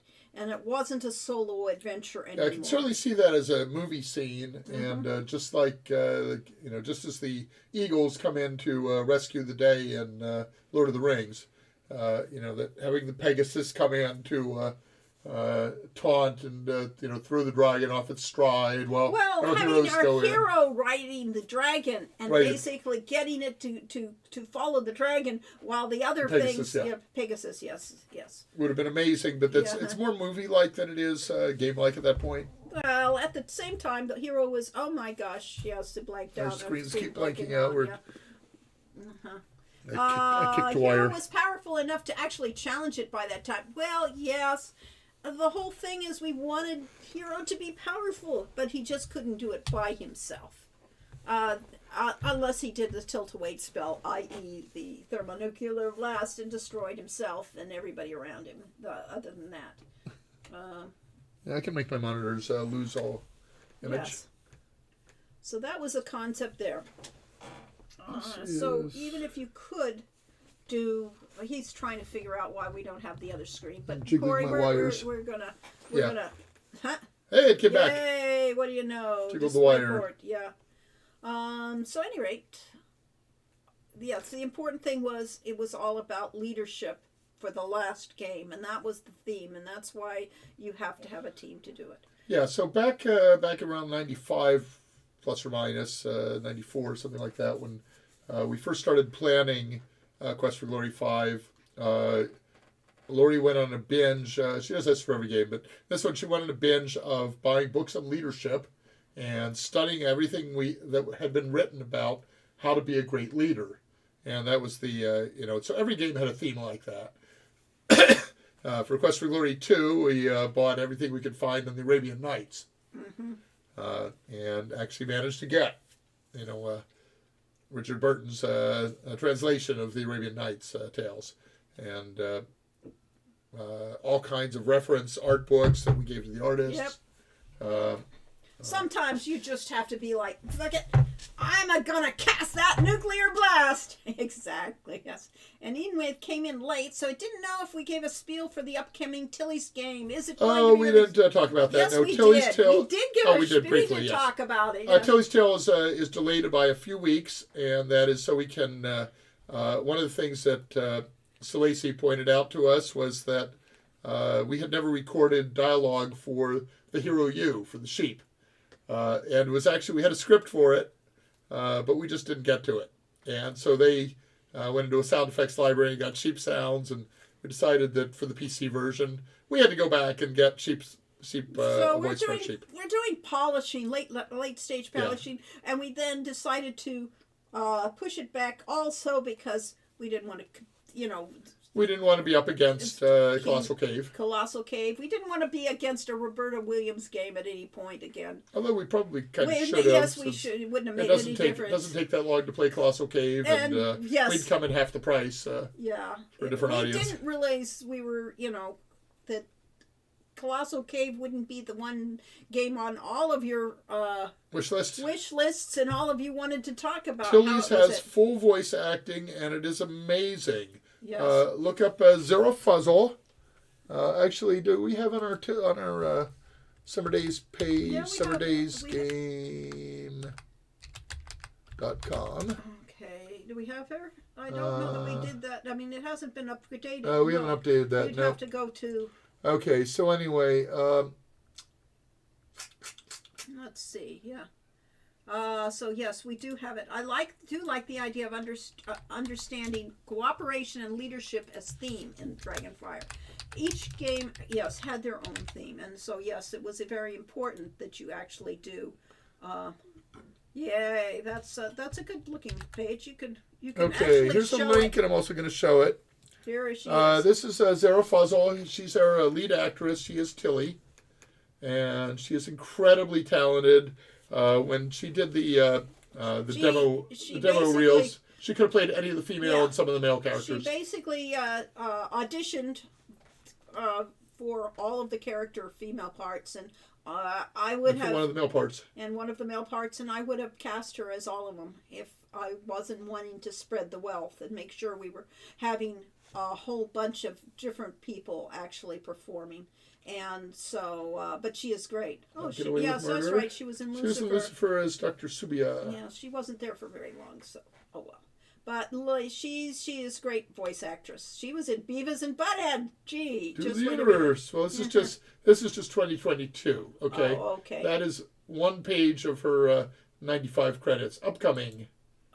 She's not there for Summer Days Tilly's Tale. Oh no. Oh well, we clearly are not. We need to get it on there. Yeah. We're not on IMDb. Yeah. So, any rate, she's amazing, and but all the voices we have for Tilly's Tale. I'd rather get a new Hero U installment over Colossal Cave any day. Yes, with all due respects to Roberta Williams. Yeah. So. I mean, basically, if we had, infinite freedom, maybe, and and resources, that we might go and make more Hero U games just for fun because we enjoyed doing that. Yeah. It's a pain in the ass, though. Or maybe we'd have not enough pressure on it, so we wouldn't get anything done. Right. I liked Hero U, but I wished it had voice acting. I understand there was budget and restrictions of the fact that I had infinite number of text, so it wasn't even possible. It would have cost about $100,000 to add voices to it. Remember, it's got the script of a movie is only so long, and the scripts of my games are double that, and 3/4 and Rogue Redemption was double that. Yes, so 3 times that. Okay, so it wasn't at all possible, but I'm excited you could get voice acting for the next installment. It's definitely something that we have to go in from the beginning knowing you're doing voice acting, and therefore you have to restrict yourself to scripts that you can use for voice acting. Now, we did all of the narration. We made a conscious decision. The narration in Hero U Rogue Redemption is not narration. It is Sean O'Connor basically speaking to himself. We could go in and have no voice acting for any of the narrator lines. It wouldn't work though. Well, yeah, there's And no that error. would cut out 2/3 of the game. Yeah, in a Quest for Glory game, but not in Road to Redemption because No, we didn't have any. What? We didn't have any narrator in Road to Redemption. We had Sean as narrating. Yes, we had. But Sean. I'm thinking about things like look at the cabinet. Look at the cabinet was just a click, and then he spoke as though he was the narrator. So therefore, there was no narrator. But we could separate that out, and any interaction with objects, not have a voice for that. And interaction with people, you have a voice. It's all his character. You can't separate them out. So it's not possible. Voice acting can also be a double-edged sword unless you have very deep pockets. Well, that was the original reasoning, actually. Our son Michael, who is a big fan of indie games and plays lots of them, said that basically there are lots and lots of indie games out there that were ruined by bad voice acting. Mm-hmm. And so he said, basically, unless we have a serious budget for it, don't put voices in the game. Exactly. And the problem is, of course, that what's the indie game market changes every year, and when you take 5.5 years to make a game, maybe at the end of that, the market is not quite the same as it was when you started.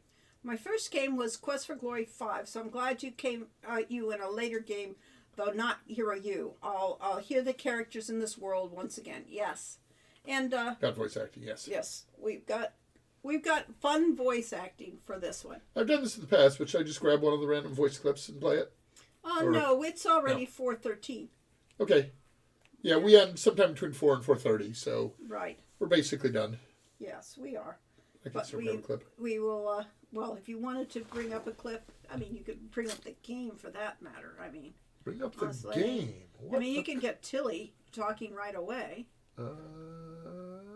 So you have to find Tilly's Tale, yeah.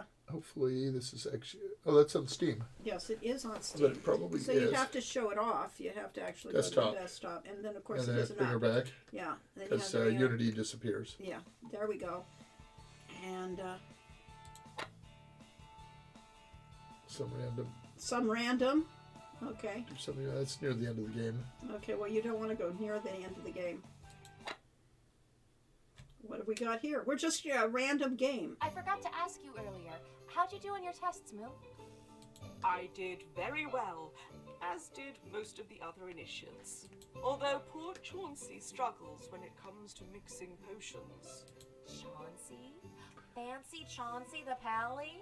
Oh, with a name like that, he's got more problems than potions.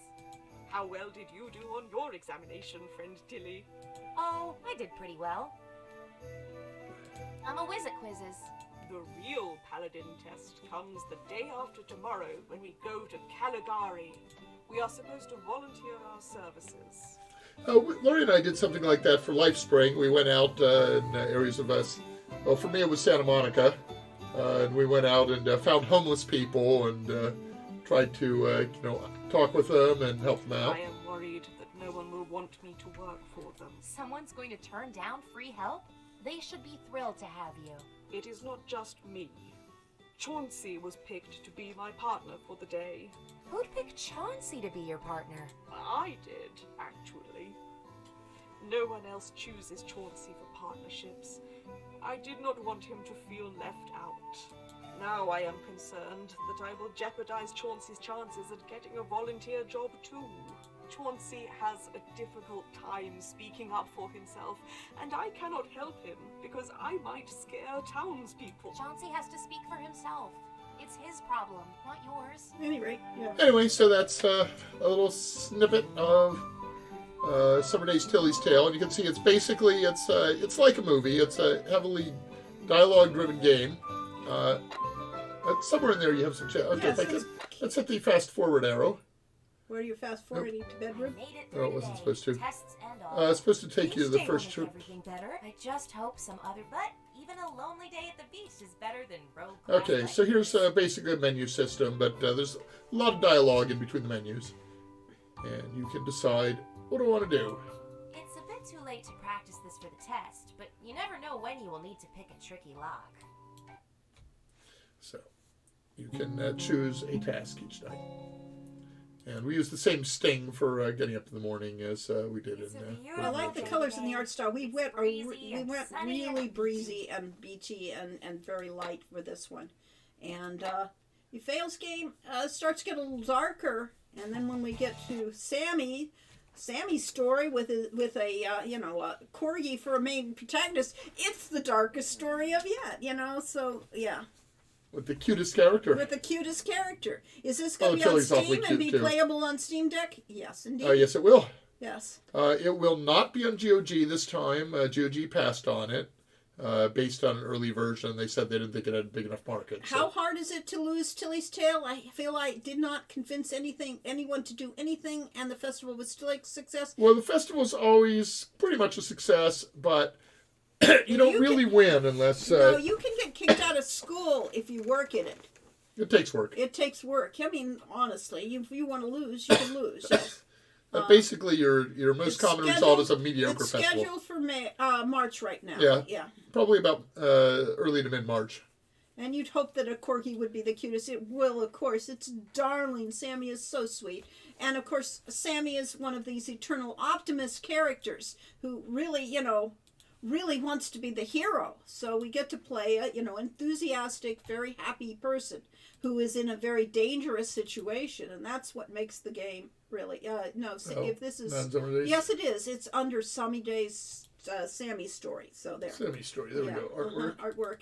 And characters, and then you have to go down to Sammy, and then you can click on those. Yes. Okay, let's go back to the desktop. Yes. And here is a Sammy. Yeah. Here's a happy Sammy. Yes.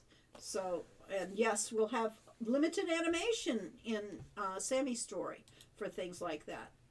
And again, as long as the game isn't released in May, something about Nintendo franchise games being released. That's a great surprise. I love this one. Yeah. So, yes, we have a whole series of, things with it. There he is, angry. He won't be angry very often, but you could see. Anyway, ultimately cute character. That's going to be a fun game. It's going to be a really fun game. I'm really enjoying the art with it. And J.P. Selwood is our artist, and he's really given us some great styles. Yeah, so he's 2 games ahead of us now. With, right. Has all the art for Feo and most of the art for Sammy's story. And well, just has to write them all. Well, in a sense, I have written them so that because they couldn't be there if I didn't have an idea on how they were going. So, anyway, that's our game. That's our schedule. So some Nintendo franchise game being released in May, huh? Which one's that? Really excited. The fact it has voice acting makes me excited. Good. Yeah. I mean, voice really does make a difference. It really adds another layer. But then, just like music adds another layer to a game. So, games really are a collaboration of all sorts of things. And all the layers matter. Yes, and everybody matters. Yes. Bob Heitman had the theory when we were at Sierra that games should basically be built up in layers. So you should build the entire game with all the rooms on a sketch level, like, just as we start out with...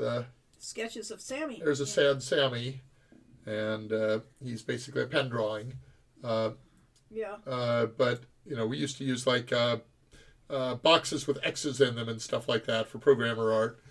So build up the entire game that way, then go on, put in the next layer, put in on the colored backgrounds, and... Yeah, the problem with and that the idea is that one day you decide, okay, got a ship, get it out there. Yeah, that's a good theory, but it doesn't work with management because management wants to see something. I mean, it doesn't work with publicity either because we've had cases where we've shown early prototypes to fans, and they're like, "Oh, that's ugly. I wouldn't play a game like that." So therefore, you gotta show them what it's going to look like in the final version. Therefore, we've gone with this approach. We have the art done ahead of time. We'll, basically put the rest of the game, the pieces together, yes. That's why Dragonfire was so memorable. Had entertaining voice acting and good music. Good. Glad you like it. Yeah. All contributes to a more immersive experience and adds depth and richness to the world. Exactly. And to me, that was the least memorable. I produced the least was memorable, yeah. I produced the... whatever we called Quest for Glory 4, Shadows of Darkness voice acting, so I have a connection to that and think that's the amazing high point. But well, you had Quest for Glory 5 was pretty good too. I mean, we had John Rhys Davis. I mean, what can you say? It was one of the high points, and I did a little bit. I did Shanra. I enjoyed doing Shanra, and I did a little bit, only a little bit of Quest for Glory 5. Quest for Glory 5 was mostly done without us. Yeah. I would have loved to have done it, but I mean, voice acting is the most fun part. And actually, for Tilly's Tale, Dave Gilbert directed the voice acting, Yes. so we were not present at those sessions. But he does a great job of it, so yay. Mm-hmm. There is ugly stuff out there that is popular. Beauty is in the eyes of the beholder and in the hands of the gamers, so yes. Narrator must have been some work for Quest for Glory. That was John Davis. Yes, it was indeed. far more than he expected. I mean, he's expecting a movie script where he had Or a Saturday morning cartoon script. Yeah. Or movie script, yeah. 20 lines, in a scene at best. As opposed to hundreds or thousands. Yeah. So we blew the. I don't think any game or any movie had as many lines for something as we did then, and now we know better. We would not do that again. Yeah, the actual quote OSU was the CD-ROM from hell. Yeah. But he said it. He was smiling when he said it. Yeah. So anyway, thanks everybody. We're glad you showed up. We were glad and entertaining afternoon. This. And holiday, the last one, weekend, I just yesterday remembered to export the one from 2 weeks ago to YouTube. So that is there. They stay on Twitch for 2 weeks, so we need to get it done. And I barely got that one done in time. Yep. So yes. So all of these past episodes are available on YouTube. So join us. Transolar Games channel. We should look that up. Okay. Yes. 2 weeks again. We'll have another episode of this silly get together. You're gonna find there. Okay, there it is. All right, this is the Transolar game or the Hero U Road to Redemption. I'm sorry, the Hero U Road to Redemption channel on YouTube, and that's where all the past streams are. We've got this all-important video of Lori's photography. Yeah. We have all sorts of things. We will get more things as we go along. So anyway, thanks a lot, everybody. So thank you for coming. Yes. See you next time. Ta-ta. And play games. And have fun. Yep.